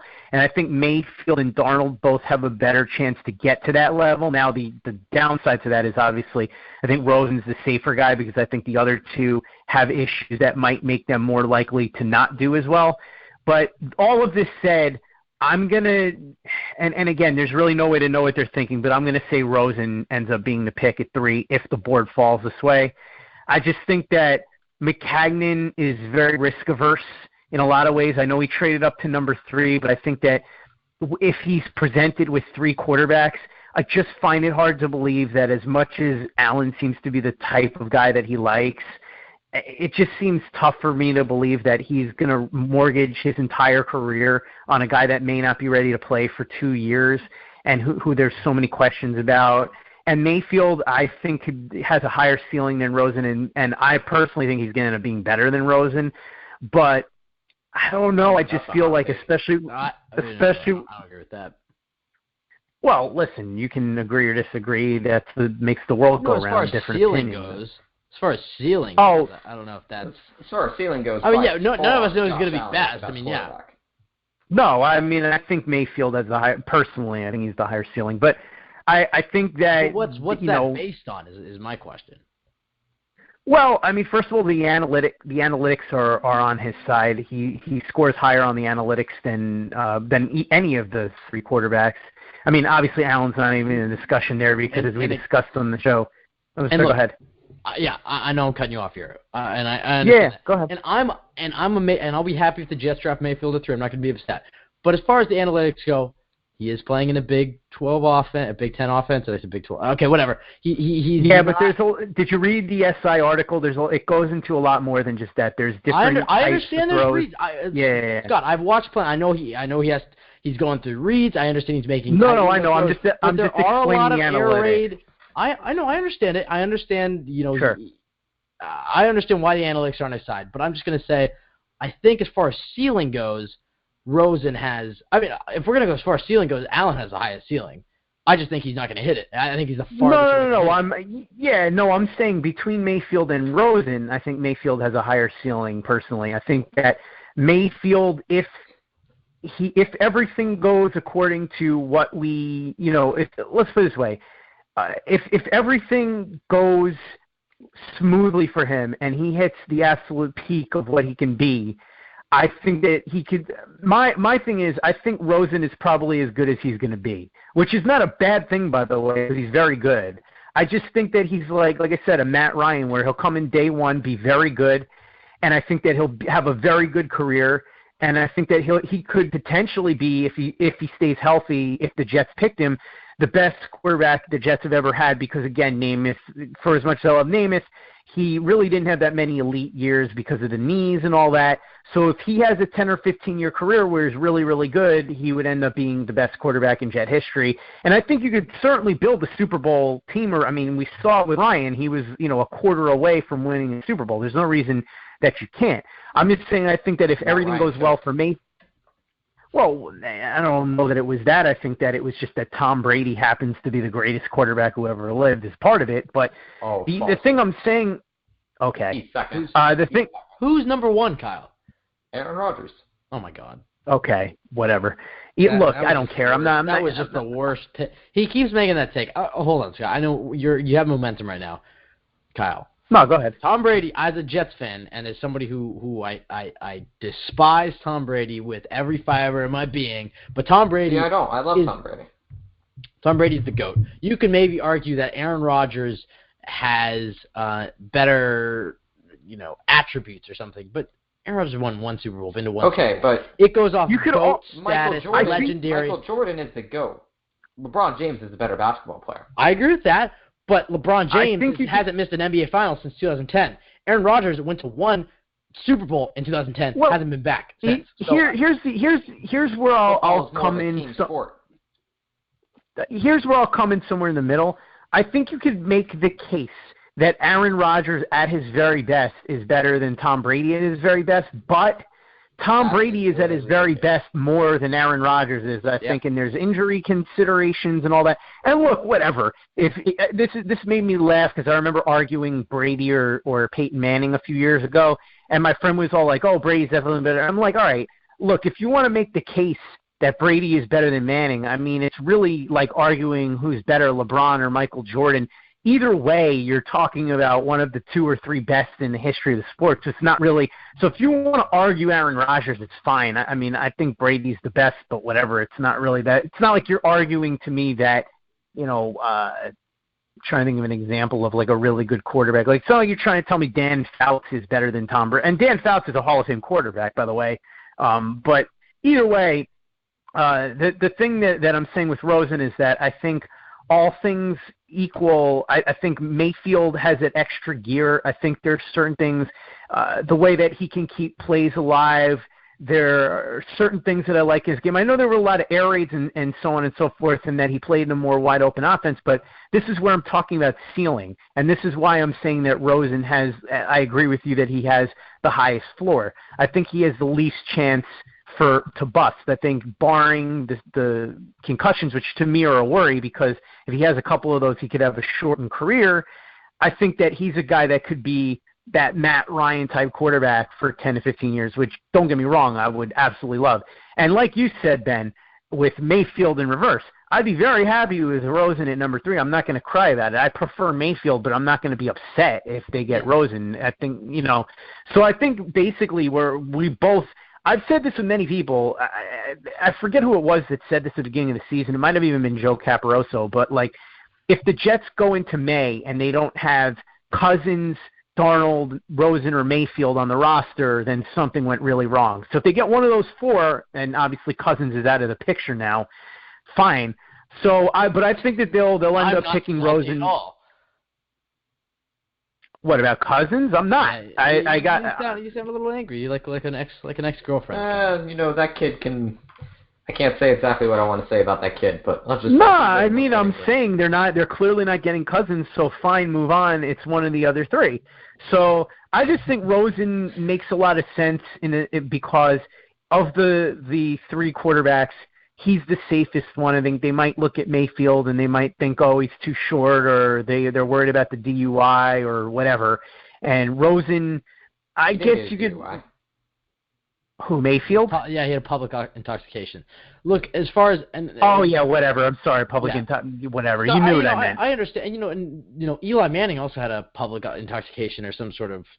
Something like that. Sure. He was, I understand he's in college. Look, kids are going to be kids. I mean, it's stupid, but I will say, if you're going to pretend like that isn't his theatrics aren't a bit of a worry. I understand that there are greats and I understand, but him grabbing his crotch and whatnot, like I understand he's competitive. Look, that doesn't bother me at all, but I understand why somebody would be worried about it, especially in New York. I mean, and imagine if things don't go. I get it. How is he going to react to win? Because he's going to have a bad game. He's going to have a game where he throws 3 or 4 interceptions. And how does he respond to that? Yeah, and you have to worry about, the public intoxication, grabbing his nuts. I don't care about him planting the flag or whatever. But, he has a bit of he has a fiery side. We can't ignore that. But, so does Odell Beckham Jr. And Odell Beckham Jr. is maybe the best receiver in the league. So I understand it. And, he has a lot more risk. But, Scott, I mean, there are things that he is a bit of an arm thrower. He has a wide stance with his legs, but he does not really throw with his legs. He throws with his arm. I don't know if I'd say it's a bit of an arm. That might be an exaggeration. I will go. I don't know if I would say that. Now, I don't agree. We will go to bat for this. We will look at the film. I'm telling you. Now, is he? I've looked at plenty accurate? of it. I just don't agree. I have too. And is he super accurate? Yes. Okay, then we see things differently. But he has a wide base, and so that might deceive you into thinking that he's throwing with his legs. But if you watch it, he's all with his arm. And look, who cares? Same with the Darnold. If he's getting it there and he has a big arm and he can hit it, then who cares? But he does throw with his arm. And the other thing, I mean, I don't agree. But even if that were true, which, like I said, I don't think Scott, it is. But even if it is, I will send you proof. Like Ben.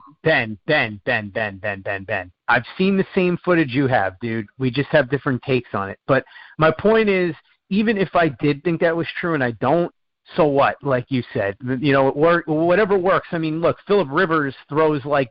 And this will be a reference that neither one of you guys will get, but he throws like Jeff Innes, the former New York Mets relief pitcher who threw sidearm. So I don't think anybody would teach his mechanics. So whatever, as long as the ball gets where it needs to be, it's fine. But either way, like I said, I think we're all in agreement that and look, let's stipulate this. We'll all say this.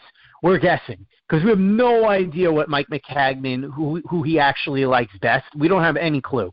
So we're just guessing, but it seems like we're all guessing that if the board broke this way, it would be Rosen, right? Yeah, and Scott, I mean, look, we can agree or disagree, but I'm very confident in my take on that. But again, as you said, it's like look at Phillip Rivers, look at what can I think of other not traditional throwing methods. Help me out here, Scott. There's Bernie Kosar, for instance. Yeah, there you go. Thank you. Just there's plenty in this league that have interesting releases that are getting it there, and obviously Darnold was the one we went back to in the draft. He's probably going to be number one overall in the draft, and he has a funky release. And even Brett Favre had a weird way of throwing the ball. And Tony Romo. Now they're starting to flow. But and Sam Darnold's release is funkier than Mayfield. I'm just saying he is a bit of an arm thrower, and then that height. That does come into it. I know people are like, well, who cares if you have a short quarterback? You have Russell Wilson and Drew Brees. I understand, but I'm just saying there are plenty of instances where instead of being able to see his line, he has to drift out, and that leads to one-on-ones with the defensive end on the left tackle, and that leads to sacks. Or are there just plenty of that is a disadvantage. But, Scott, and if you love Mayfield, and I know you do, you have to acknowledge some of his weaknesses. I'm perfectly fine with Baker Mayfield. But Scott, I mean, that's nothing you can argue. You can't argue that is not. I can argue it in this way. I agree that obviously, a couple inches would be nice, but I don't really think it's that much. Oh, Scott, we can't hear you. Scott's dead. Scott, can you hear me now? Can you hear me now? He's back. Okay. Back. Yeah. Okay. So pulling some of that white guy voodoo on you.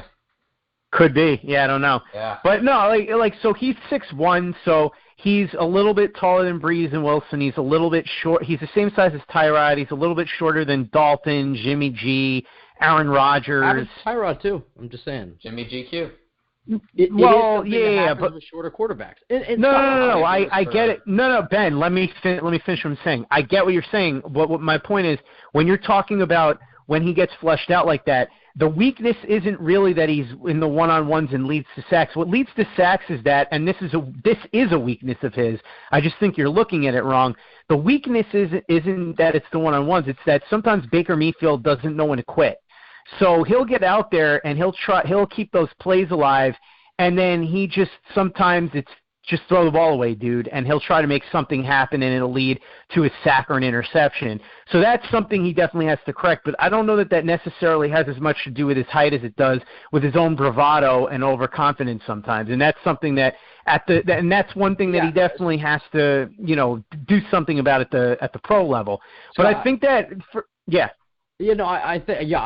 I've seen plenty of instances of that as well, and I think we're almost talking about two different things here. I'm just saying, and look, I'm acknowledging, Rosen's my top quarterback. It sounds like Mayfield's your top quarterback. I'm acknowledging that there I actually think Darnold might be my top quarterback, but it doesn't matter because I don't think he's going to be there. The top quarterbacks as far as who are available right now. I'm just saying there are weaknesses to Baker Mayfield's game. You can worry about that fiery side of his. I mean, I'm not making the comparison in any way, shape, or form, but there have been a history of some guys that, especially, if you put them in an atmosphere like New York, if they don't do well, think of that whole Ryan Leaf episode. Well, but you could I'm just saying. I'm not saying Baker Mayfield is going to have a blow up like Ryan Leaf. I'm just saying when you take a guy like him. All right. Sure, but you could make Yeah, but Ben, you could make the same case about Rosen in a different way. He's not as fiery, but he's a guy that seems to have, how shall I say, not a lot of patience for people that he doesn't seem to respect their intelligence.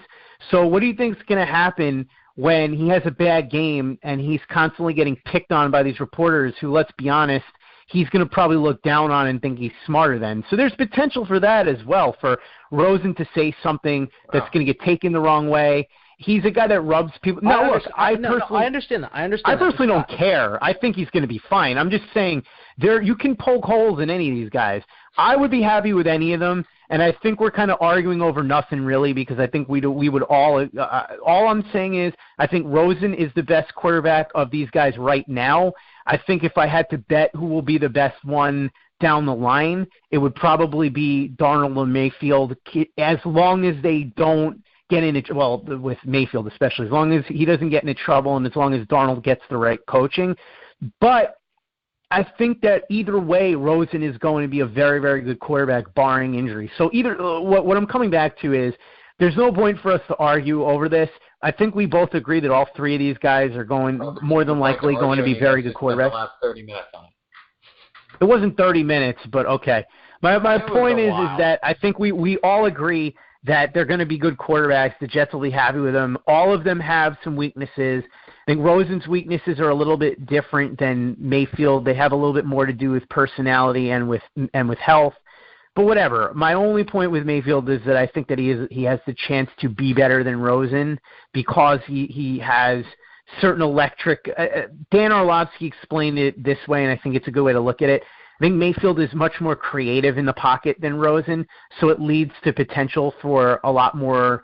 But I guess you could Tom say Brady electric more plays. creative in the pocket? Like, I understand. So we're gonna come on. So we're gonna compare him to Brady now. My point is, as far as him being better than Rosen, you're saying because he's more creative in the pocket. It's like, I'm saying that's part of why I think he has a higher ceiling, Ben. Jesus, stop putting words in my mouth. That's what you just. I'm just saying that is what you just said. That's not what I just said. This is like what you try to do to Kyle Smith.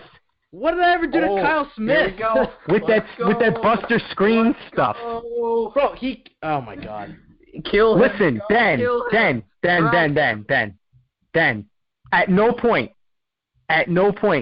did I say that Mayfield is better than Rosen right now because he's more creative in the pocket.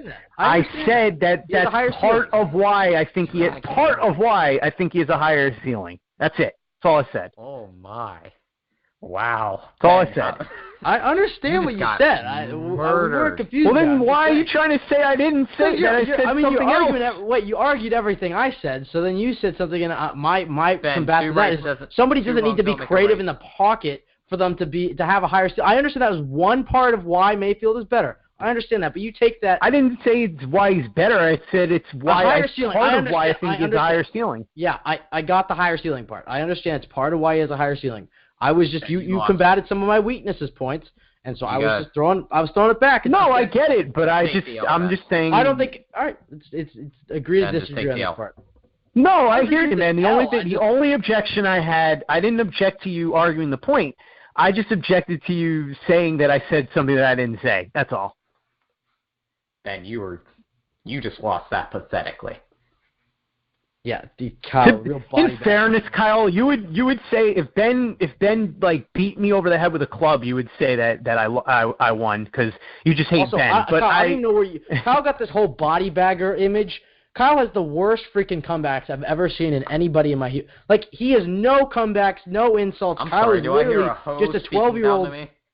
Do I hear what? Do I hear a hoe speaking back to me? You called me a hoe. Look at that. He calls me a hoe. That is the only thing. He goes hoe. Wow, Kyle, you got me. I'm a hoe.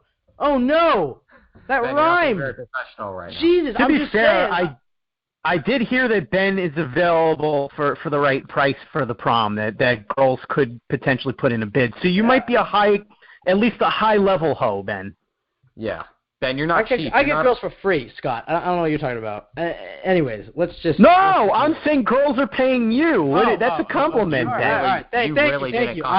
Thank you. I'm a prostitute. Thank you, everybody. I guess. No, you're more like a high level escort. Where are we going? Saquon Barkley. That's my pick. They get Darnold and Barkley. All right. Really explosive offense. Kyle, who do you have the Cleveland Browns taking? I have them taking Bradley Chubb, so those quarterbacks are going to run around more than Ben does in his hometown. Just see, he body bagged me with an insult that made no sense. Please tweet after Jet Take if you think Kyle has any semblance of any sort of comebacks or insults. Please tweet us your thoughts on your insults. If you've ever laughed at any jokes he's ever said, please tweet at us. Scott, you. By the way, Ben, by the way,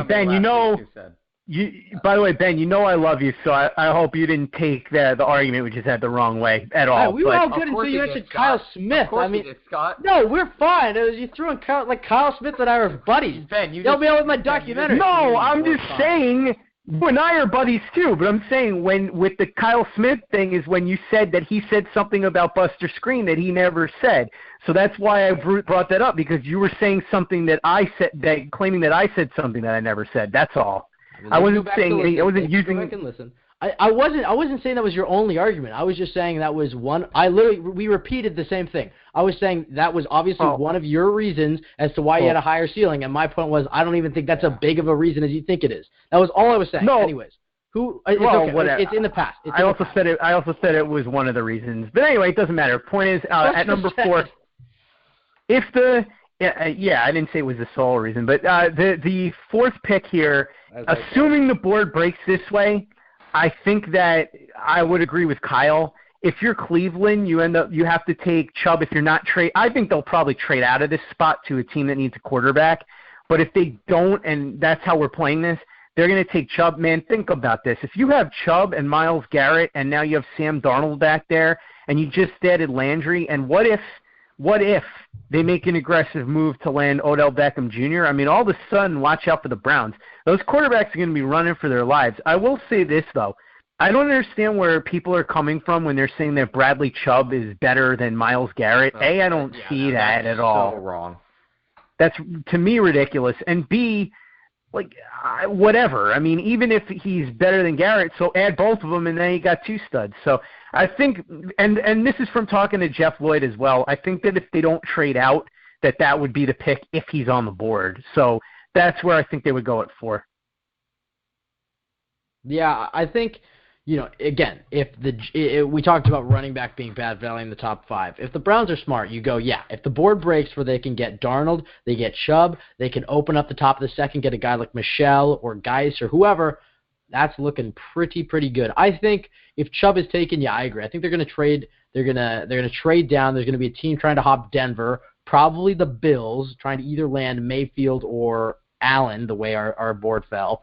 But I mean, I think I could see them taking Chubb as well. Anyways, in my board, I just haven't taken Barkley. I didn't have a trade down. I think you think about adding a guy, and again, if he is Barry Sanders, you're not going to complain about having 2 of the top NFL draft prospects for offense in your backfield. You have Jarvis Landry, you have Sam Darnold, you have Myles Garrett on the other side of the ball, you have Saquon Barkley, you have Corey Coleman, Josh Gordon. I mean, you have a lot of guys in Cleveland, so I don't think they're going to complain about that. But again, you can get a good guy in the 2nd or 3rd round at running back and plug him in there and get more value, stockpile guys on for the rest of your team if the Browns are smart. But so I could also see a guy like Minkah Fitzpatrick here. If I know he's not the player that Jalen Ramsey is, but people are talking about taking a guy top 5 trying to get a corner. I know he can also play safety as well. But he's an electrifying player as well to add to their secondary. So who knows?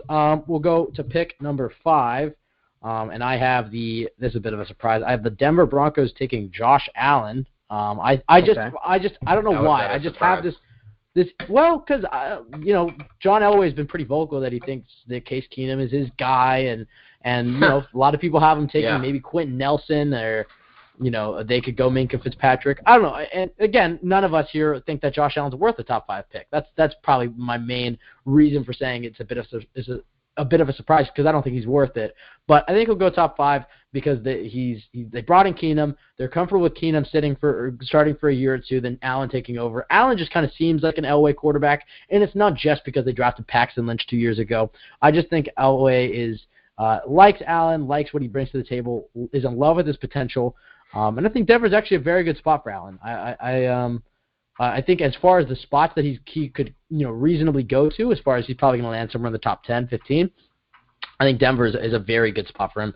So I have the Broncos taking Josh Allen. Yeah, I think it's like the least surprising thing in the draft to me. I think it's the most sensible pick. Josh Allen to the Broncos. No, I was just saying surprising as far as him not being worth it. But, Scott? I think Mayfield goes here, assuming that he doesn't go to the Jets at number 3 and that somebody doesn't trade up ahead of the Broncos. I think Mayfield actually has a lot of John Elway-ish qualities to him, and I think Elway will see a lot of that in him and want to draft Mayfield. There's already been rumors that he's high on him, so I could see them picking Mayfield, maybe sitting him behind Keenum for a little while. I don't think the Broncos are necessarily married to Keenum beyond 1 year because it was a 2-year deal, and I think most of the guaranteed money is in year 1 anyway. So I think if Mayfield is there at 5, then the Broncos are going to pick him. Yeah, I have a feeling, and I know we didn't do trades, I have a feeling that these 2 picks, 4 and 5, are going to be where They get traded. Yeah, no, I don't even think – I think the Broncos might stay and take Allen, but I think 4, you might see the Bills trading up and taking Mayfield. You can see them trading up and taking Allen, and then the Broncos would be, deciding, well, do we like Mayfield? And if not, they can take a guy or trade down. And if they do, they can take Mayfield. But I think right around here, and this is why I'm glad the Jets traded up, is because I think you're guaranteed a quarterback at 1. The Jets are you have to worry about the Giants at 2, but if they don't take 1, then the Jets are in position. Then at 4, or trade out to a team that does. Yeah, or they could trade out. Then at 4, the Browns obviously have this is their second pick. They have a luxury here. They could trade out, and just there were so many ifs. So I'm happy they just got to 3. But I think you're going to see a lot of movers and shakers. And yeah, if the Browns don't have a guy on the board, let's say they like Chubb and he's gone, goes 2 to the Giants, I think they'll trade out. And they could trade down with the Bills. The Bills get a guy like Allen or Mayfield. For our sake, let's hope Allen, because I don't think Allen's going to be anything. But if I had to make a prediction, I think Mayfield's going to go to the Bills. I think he fits in with Bills Mafia, and I think Allen's going to go to the Broncos. But I don't have trade up, so I just have Mayfield. I just have Mayfield falling to 12. But Ben, sorry, what were you going to say? Have you visited draftjoshallen.com? No. Yes, it's amazing. Yeah, you need to draft Josh Allen. Is that what you just said? Yeah, from Barstool Sports. Yeah. No, I visited it. No. Tremendous. We don't. It's just draftjoshallen.com. I mean, it was pretty mediocre, but okay. No, it's a great site. Did you know that he's 192 pencils stacked together? That's the site. True. All right. And he's got big hands too, so he's going to be good. He does. All right. Very big hands. Number what else 6. that means? Okay, Kyle. Good IQ. All right, number 6, Indianapolis Colts, where the Jets were. I haven't taken Quentin Nelson, shoring up that offensive line for Andrew Luck. If he ever plays again. Yeah, this is where I'm gonna break my own rule a little bit, and I'm gonna do a trade up because I just feel like the Colts are more. Oh, you hoe. Who, me or Ben? You broke your own. Oh, rule. Okay. I did break my own rule, and here's the reason why. I just feel like it's almost a guarantee that if a quarterback is still there, the Colts are going to trade out. And I think this is the perfect spot. If Allen is there, I think this is the perfect spot for the Bills to jump up to and grab him.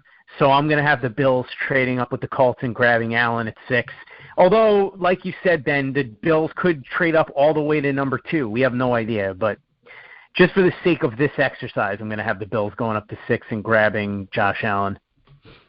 Yeah, I hope that works out for them. But yeah, I think right now, if I had to make my prediction, I think it's Darnold, Browns, Jets, Rosen, Mayfield, Bills, and then Broncos, Allen. I think that's probably pretty sensible. And then Jackson, I think, I haven't even figured it out, but I think he's going to go somewhere in the mid-first to a team that, has a starting quarterback.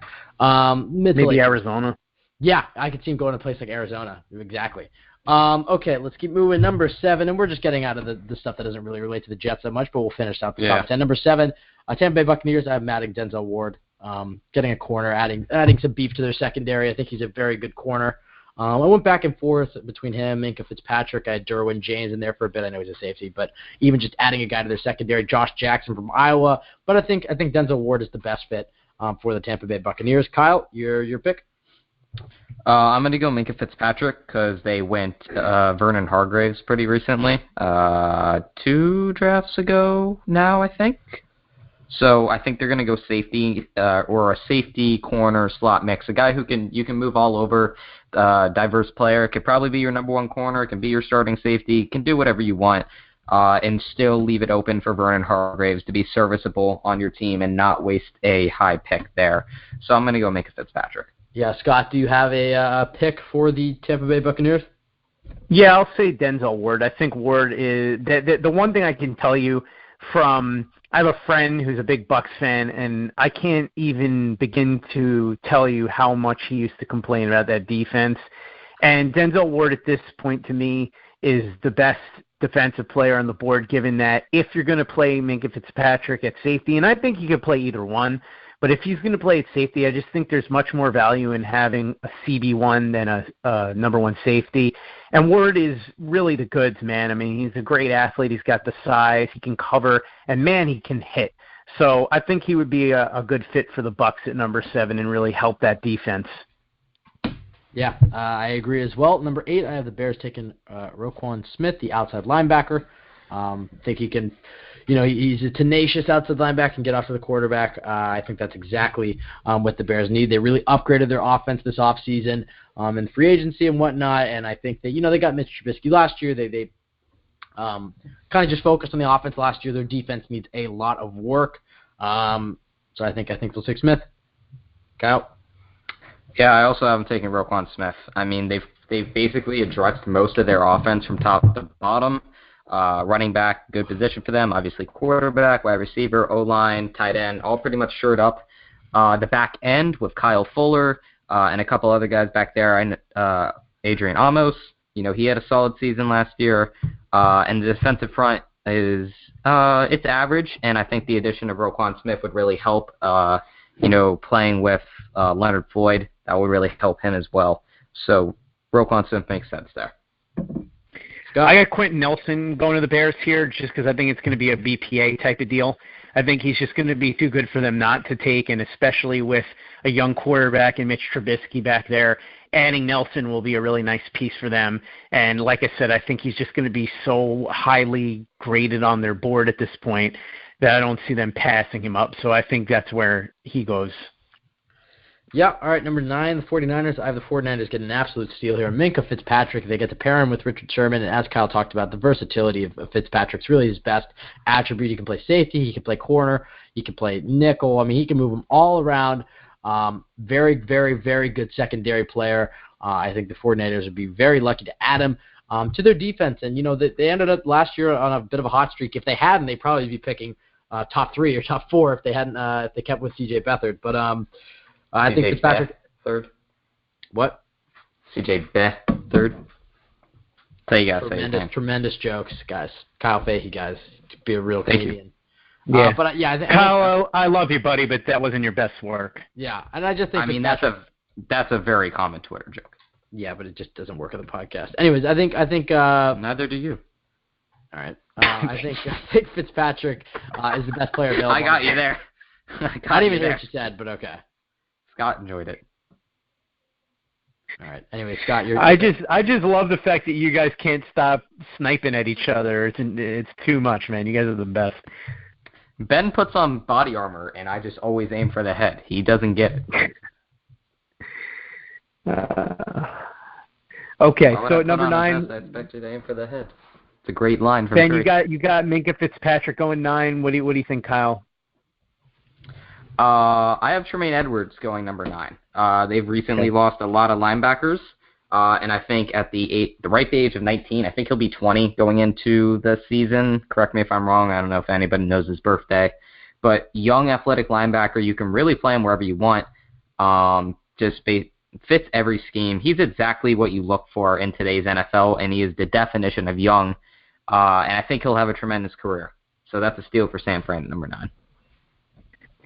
Yeah, I have them getting Minkah Fitzpatrick here. I think this is another great value pick. I think he slips a little bit because of the whole quarterback thing. So I think he ends up here at 9. The Niners really could use some pieces on that defense. And I think Fitzpatrick could play corner or safety, although I have a feeling that they're more likely to use him at safety. So that's where I have them going. I think it would be a great pick for them, and Jimmy G would probably be smiling quite a bit because he'll know that that defensive side of the ball will finally start to be able to start helping him. Yeah, exactly. And then my last pick, the Oakland Raiders, taking Vita Vea, defensive tackle from Washington. That's the most John Gruden pick ever. Yeah, who, by the way, gave Josh Rosen a lot of problems, but yeah. Yeah, he gave I did. everybody I watched, a lot of problems. Yeah, Vita Vea is a very good pick at number 10. He falls to them. I think that, yeah, you're right. It's just perfect John Gruden pick. And, I think that's actually not too far off. His brother's named Jay, so there might be a Josh somewhere in the family. But no, I think Vita is... There's a Deuce, there's a Jay, and there's a John. It could be a son or a great-grandfather, Kyle. You don't know. The son's name is Deuce. Well, his son's son could be named Josh soon. Okay, anyway. Have you seen his son? He would crush a woman. Oh, boy. Okay. Jesus. Anyways, I think Vito would be a nice pick. Wait. What did I just say that was sure bad? Up their defensive line. What did I just say that warranted that response? I took it as you were calling him son ugly. So then he could never get a girl, so he could never reproduce. I mean, the Gruden family in general is pretty ugly, but no, this guy's like a muscle builder. He would crush any female. Oh, okay. Well, like it would just. Oh, Gruden. Yeah, well, I've seen that guy. His arms are gigantic. Yeah. Yeah.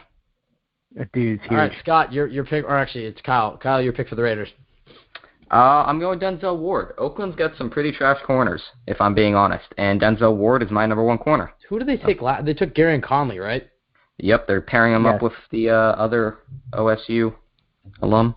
Could be a nice pairing. Scott, last closes out our top 10 for the Oakland Raiders. This is where I have LA Raiders. My bad. My apologies. Yes, the LA. Las Vegas. No, they're still in Oakland. Yeah. Okay, they're still in Oakland. There's too many relocations on the West Coast. It will be Las Vegas, as my friend who lives out there is not all that thrilled about because he doesn't care about the Raiders and he's afraid it's going to drive up prices out there. But I've got Roquan Smith going here. I just think he's another guy that is too good to pass up. Scott, we're losing you. Scott, you're muffled. Can you hear me now? Yeah. Okay. I just think it's too good of a value for them with Roquan Smith on the board at number 10 for them to not pick him. John Gruden, who actually does a pretty good bit on Gruden on Twitter is your boy Mania. He always has the Gruden speak going on. But I could see this being a solid pick for the Raiders. Lord knows they could use some youth at that spot. So I think that he goes there and helps them build around a defense that has Khalil Mack and some holes. Khalil Mack and some holes. Well, all right. Well, that will close it out for our mock draft, our version 1 of the Jet Take plus Play Like a Jet. What would that be? The Play Like a Jet Take mock draft, I guess? Yeah. All right. The third called it when you were gone. All right, well, that sounds good. Scott, go ahead and plug your podcast. You kind of plugged it in the middle there. Not like you did the whole episode, but Boys, I'm trying to teach you how this is done. This is how you promote stuff. You work in plugs. We don't appear on other people's podcasts. We're too expensive. That's true. I tried, and Ben told me because he's a classy. Yeah, Ben told me $1,500 an hour, and I was like, well, no wonder why Kyle calls you a hoe. That's a lot. Yeah, it's a lot. It better be good, Ben. Well, listen, Ben brings the thunder, but that's money I don't have. From your head. Yeah. Ben brings the thunder, but I just listen. There's only so much money I have in the Play Like a Jet budget. No action. Yeah, sounds like Ben. Okay. All right. Enough of that, Kyle. Scott, we got to talk about changing that Twitter app. I'm a big fan. I'm a big fan of this move stylistically. Yes, you know what? I have to speak to Joe Caporoso about that tonight I don't even too. think it's a big deal. This is just like that's just like an easy. No, I just meant like. No, I just meant with what he recommends also as far as what it should be, not the fact that it should be changed. Oh, okay. I want to get as much input as I can on it. But yeah, so with the podcast this Friday we're getting into part 7 of the 2009 season, and guys, the reason why it's been so much fun, in addition to the fact that Thomas Jones is the guest, is the fact that 2009 was the last time that the Jets drafted a quarterback high in the draft. And he came in to start right away. And it was an exciting Sanchez? No, you said they would. Oh, I get it now. They were high on it. Yeah, I got it. I get it. Paraphernalia. California, I get it. Dylan yeah, Donahue. USC. Sure, yeah, I got you. But yeah, Dylan Donahue. So anyway, so they picked Sanchez, number 5 in the draft that year, and we've been going through the season, and it's been a very up and down year. It was a very up and down year, but there was so much excitement built around that team, especially with the rookie quarterback and Rex with his big mouth and all that, because this was Rex's rookie year as well. So we're going to get into we're getting towards the end of the regular season here, so we're going to see how that plays out. It's a lot of fun. If you don't remember the 2009 season, I hope you do. But if you don't, it's a good chance to learn about it. And if you do, it's a good chance to relive it and maybe think about what it could be like in 2018 if the Jets draft a quarterback who starts at least at some point in the season. If it's Allen, you're probably not going to see this until 2019 at the earliest. And then I won't see it at all. Yeah, that's true. We did. I said that. I think that Mike Maccagnan doesn't want your death on his hands, so I'm hoping that that's a deciding. On the other hand, Ben might be wanting them to draft Josh Allen now for that exact reason. Just I don't know. for me to die? That would be like Ben. Well, I'll say this on Allen, not to interrupt your plug, is based off Christopher Johnson's quotes and Todd Bowles' quotes, I think it's a very low probability that they take Allen. And again, it could be a smokescreen or whatever, but like if he has any sort of pulse of the fan base, like based off his quotes, and then even Bowles' quotes on what's most important to him in the quarterback, I don't think they're taking Allen. And Bowles' quotes sounded like he was talking about Mayfield, but when Johnson, like both their quotes combined, you could probably, it sounded a lot like Mayfield, but you could also hear Rosen in it too. So, I know they're not going to spill everything to the media, but it would be really odd to come out with, what's important to you. Talk about accuracy, and then Christopher Johnson saying that he's 100%, everybody's going to love this pick, and then it's like Josh Allen. It's like, I have a hard time believing that, but you never know. It's smokescreen season. Yeah, exactly, and that's the thing about Mike Maccagnan. I will say this.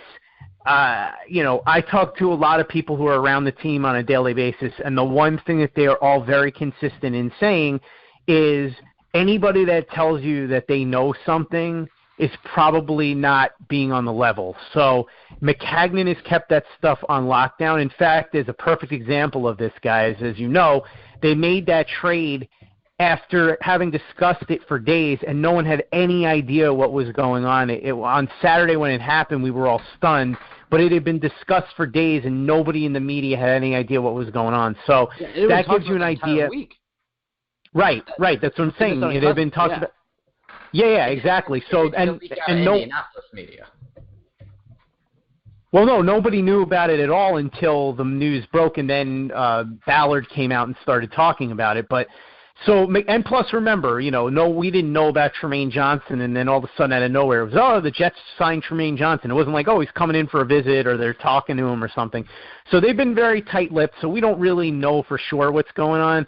I want to believe what you're saying, Ben, that they're not going to pick Allen based on the quotes, but who knows? It's smokescreen season. But I will say this, originally – say that again? It's also smoke show season. What does that even mean? Well, I mean, if the Jets had signed A.J. McCarron, it certainly would have been smoke show season. That's another story. Oh yeah. Having no idea what that means is the most Ben Blessington thing of all time. I know what you mean. I don't understand what you're saying as far as like in comparison to what we're talking about. Yeah, I'll be honest, Ben. I don't really know what it has to do with what we're talking about either, but I just kind of rolled with it. All right. Either way, go on.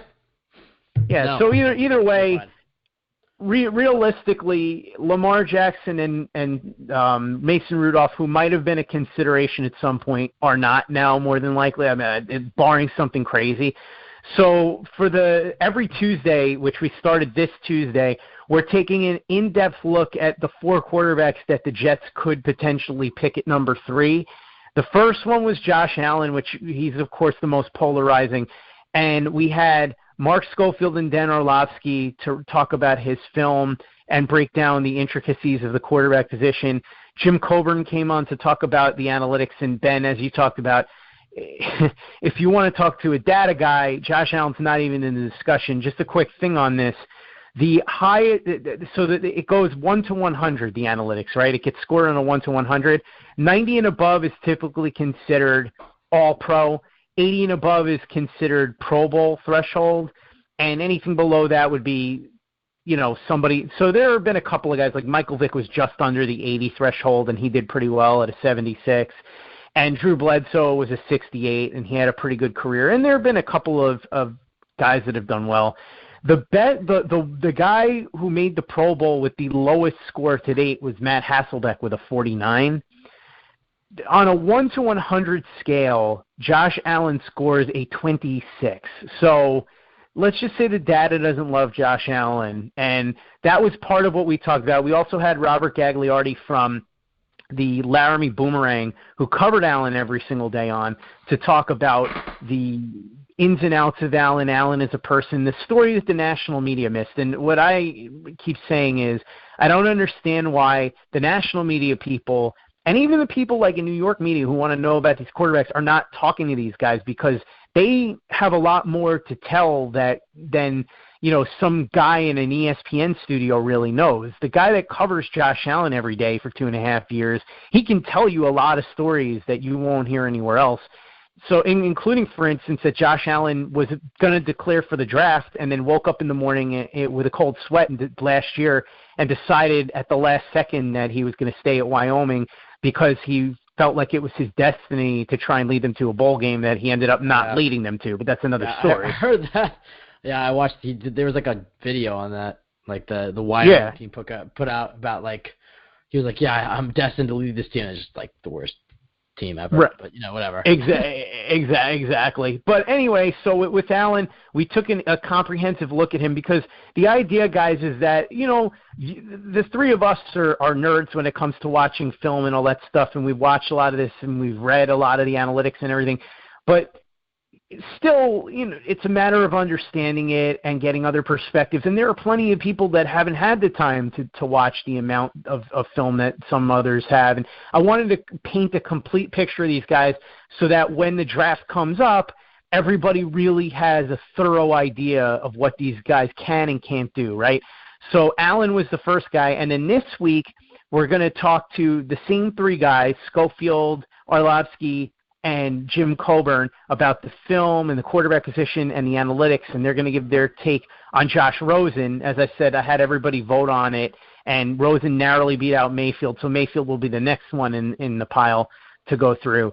But we're also going to hear from Tukney Nguyen from the Southern California News Group, who covered UCLA for the last couple of years and has I guess you would say a really in-depth knowledge on Josh Rosen. She's interviewed him tons of times. She's been around the team in and out of practice, the coaching staff, everybody, his family, so on and so forth. So she knows Allen from angles that other reporters wouldn't, because they're not there every day. They might go there for a feature on him one time in the season or whatever. There's some really cool stories that she's going to tell about him playing and stuff off the field, but it's really interesting. And so I'm looking forward to unveiling that. That'll be on Tuesday. So we've got Part 7 of the 2009 season on Friday, and then, of course, we've got the quarterback profile of Josh Rosen on Tuesday. And don't forget the other shows, by the way, guys. Joe, Connor, and Dalvin. By the way, welcome back to Connor Rogers, to TOJ, and they're going to be doing a podcast that should drop by the time you're downloading this. If you're not listening live, you should be able to get that podcast. And then also the return of draft season on Monday. Jeff Lloyd has been so busy with his Brown stuff that unfortunately he just hasn't had the time. So Joe Malfa will be stepping in and taking over as Dalvin Osario's co-host. And there's going to be a lot of interesting stuff going on draft season. One of the topics on the first at some point. I'm sure you will. You'll have to talk to those guys about it, but I'm sure you will. One of the topics they are going to discuss, guys, and I know that it might be kind of silly, but to me it's a fun topic, is let's say the Jets traded up to number 3 and don't want to pick a quarterback. What would their best options be and why? They're going to go through it. So I think that's kind of a fun thing. And then they're going to talk about some other prospects that they like this week. And it'll be fun. So we've got a lot of great programs that turn on the Jets Digital, guys, and we're working on getting more. We just announced that Joe Blewett is coming over to do a film room show, and he's going to probably start that in a month or two, but we're really building anticipation for that, bring him over from Jet Nation. He does a tremendous job, and I'm really happy that he's joining us. And we're working on a couple of other potential deals. I don't want to say anything yet because we don't know, but we're really trying to build TOG Digital into it. That I'm thinking we probably won't do. I think the market's been cornered on that. And unfortunately, I don't have the energy to drive. What about the one issue that we were going to do, like, in a month? Actually, Yeah, I don't. 3 days. I don't know. You may have to talk to somebody in the press, the print department, the TOJ print department about that one. Okay. But I think the market's cornered, and the guys at Borders don't like me anyway, so I don't think I could drop off magazines over there. But we've got a lot of cool programs, and the thing is, if you're a Jets fan or even a football fan, we have so many great shows for you. And like I said, we're looking to add a couple more. We're working on it, and you guys. And it's you cut out there as soon as you're about to either insult us or compliment us. You're like, you guys, and then it just disappeared.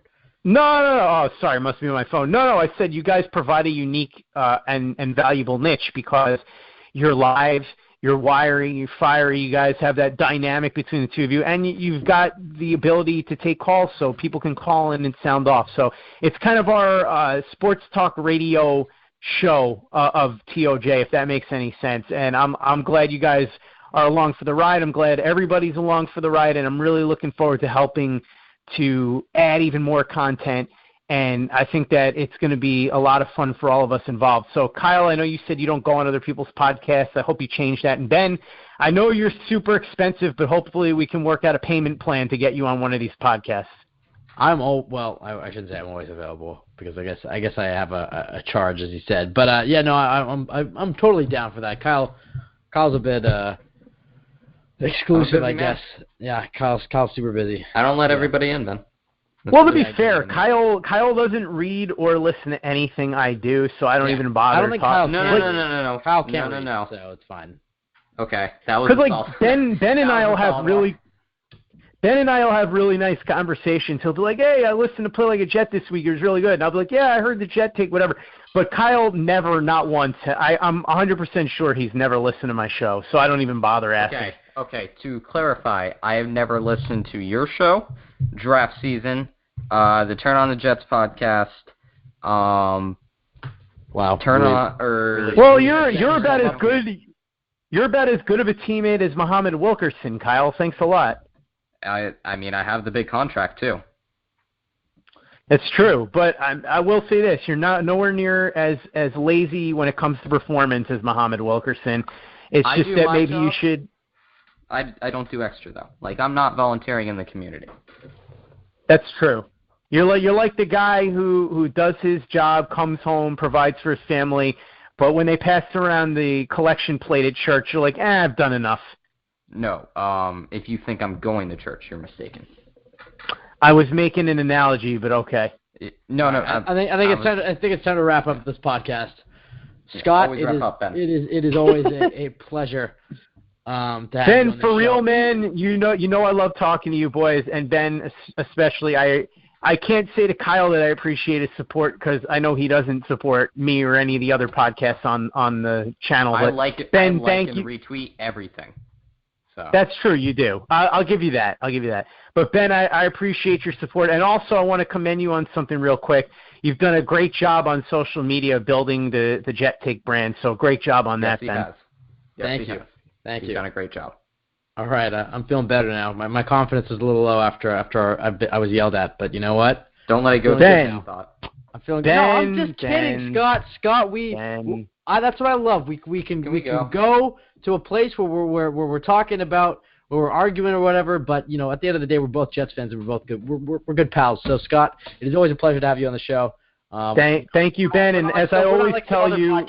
We're not like some other podcasts where I put you on mute or kick you because I was angry or wouldn't even put you on. No, we respect our callers. We're all Jet fans here. I appreciate it. Kicked people before, so I appreciate it, Ben. And because of just Kyle, shut up. Yeah, I was about to call you. But I appreciate it, Ben. And like I always say, if I had two little brothers, one who was a good dude who has more money than me, it would be Ben. And if it was a dude who likes to body bag and is maybe a little more rude, it would be Kyle. Lives under a bridge. And living in a van down by the river. Yep. So, boys, as always, a pleasure. Hey, and the corner Ben's on. Nobody even heard what you said. But anyway, Scott, thank you so much for coming on. Unfortunate. I'm looking forward to that Josh Rosen podcast, and I'm sure our fans are after hearing you tease what he's like in person. But Scott, always good to have you on the show. Everybody can go follow him for the moment at PlayLikeAJet1. Could be changing in the future. Yeah, we'll see. But he'll always be the Play Like a Jet podcast. Great content over there. Scott, good to hear from you, man. And we'll hopefully hear from you next week. Thanks, boys. Always a pleasure. That was Scott Mason from the Play Like a Jet podcast. Kyle, time to wrap this up. Any last words before we get going? You got dragged tonight pretty badly at one point. I think you recovered well. I guess Kyle Smith is a trigger word for you, so I'll remember that in the future. No, but besides okay. that, I'll explain. I know I'm right about the arm throwing, and I know I'm right about my example. And then Kyle Smith, yes, we got in a disagreement about, because I remember him saying in a tweet that he's better on the outside than he is on the inside. I'm just going to say, I remember reading the tweet of him saying he's better on the outside than he is on the inside. He's less penalized. Kyle said he didn't. We went back and forth. That's what he's referring to. Kyle said he never said that. Whatever. Anyways. How come, nobody outside of, this show, people at TOJ like you, I think, but, Joe Blewett, Kyle Smith, Gary Smith, Rock Power Report, they do not like you. Connor Rogers. Yeah. Yeah. Wow. That was no, we can't talk about that. We might get in trouble for that one. Yeah, no, you know what? I come off a bit like Josh Rosen. A bit unlikable, but, Snotty, it just means I'm socially awkward. But I'm actually, once you get to know me, I'm still socially awkward. No, I know you pretty well, and I hate you. Yeah, I'm socially awkward, and then once you get to know me, I'm just a dick. Dick. No, I'm kidding. Hey, we said that at the same time. No, we finish each other's sentences. And then Kyle's more like Baker Mayfield. Going to get tackled by a cop in college for public intoxication. Anyway. And still be the man on campus and lead my team to a very successful season and play well. I don't know what team you're talking about. What team you're talking about? Oklahoma? Wheelchair Olympics? Or what? I don't know what you're referring to. First of all, Ben, you shouldn't be making fun of people in a wheelchair. First of all, I was in a wheelchair for a year, so you could suck it, Kyle. I get to make those jokes. No, that's not how that works. Yes, it does. I was in a wheelchair for a year when I was 6. That is not how. When you were 6 years old? And I'm going to joke about wheelchair basketball. It wasn't about somebody in a wheelchair. Okay, you know what? It was just because I was commenting that you're not very athletic. Ben hates wheelchair people. It's confirmed. I was in a wheelchair, so I get to say that. He hates wheelies. That's confirmed. That was just, nobody even calls them. Okay, anyways. Let's get out of here. You can follow our show at The Jet Take on Twitter. This is going to come up one day in a job interview for us. Do you recall this comment you made about wheelies? If I'm in a wheelchair, I can at least say that you're in a wheelchair for a year. I'm just confused as to what team you're leading. I just didn't know what team your CYO basketball team, your YMCA. I don't even know what team are you leading here? I know you're trying to be like Baker Mayfield, but Kyle, come on. This podcast, very obviously. Professional, I guess so. You're not really leading me though, so. I mean, natural born followers. Speaking of followers, you can follow us at The Jet Take on Twitter. Wow, that was a good job. That was good. Thank you, Dab. Okay, anyways, you can look at The Jet Take on anywhere you listen to podcasts, iTunes, SoundCloud, Stitcher, iHeartRadio, Spotify, Google Play, anywhere. You can look us up, The Jet Take. Follow us there. Also, go to turnonthejets.com. You'll find terrific Jets content there. If you don't have time to listen to podcasts, articles are there. If you like to listen to podcasts, there's others than ours. If our fiery, inappropriate, juvenile takes are not your style, you can find some other Get out of podcasts the kiddie pool. Like Scott. We're the kiddie corner, actually. There are other podcasts on TOJs that you can make sure you go listen to. So follow Joe Caparos on Twitter. Follow all those guys. We had a tweet there that we shouted them out. So just make sure to keep up with everybody at TOJ. Best place to look for Jets content during the draft season. All right, Kyle, I think that'll do it for us.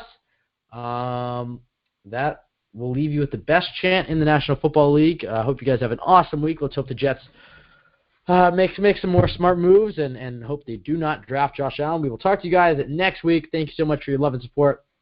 See you guys Wednesday.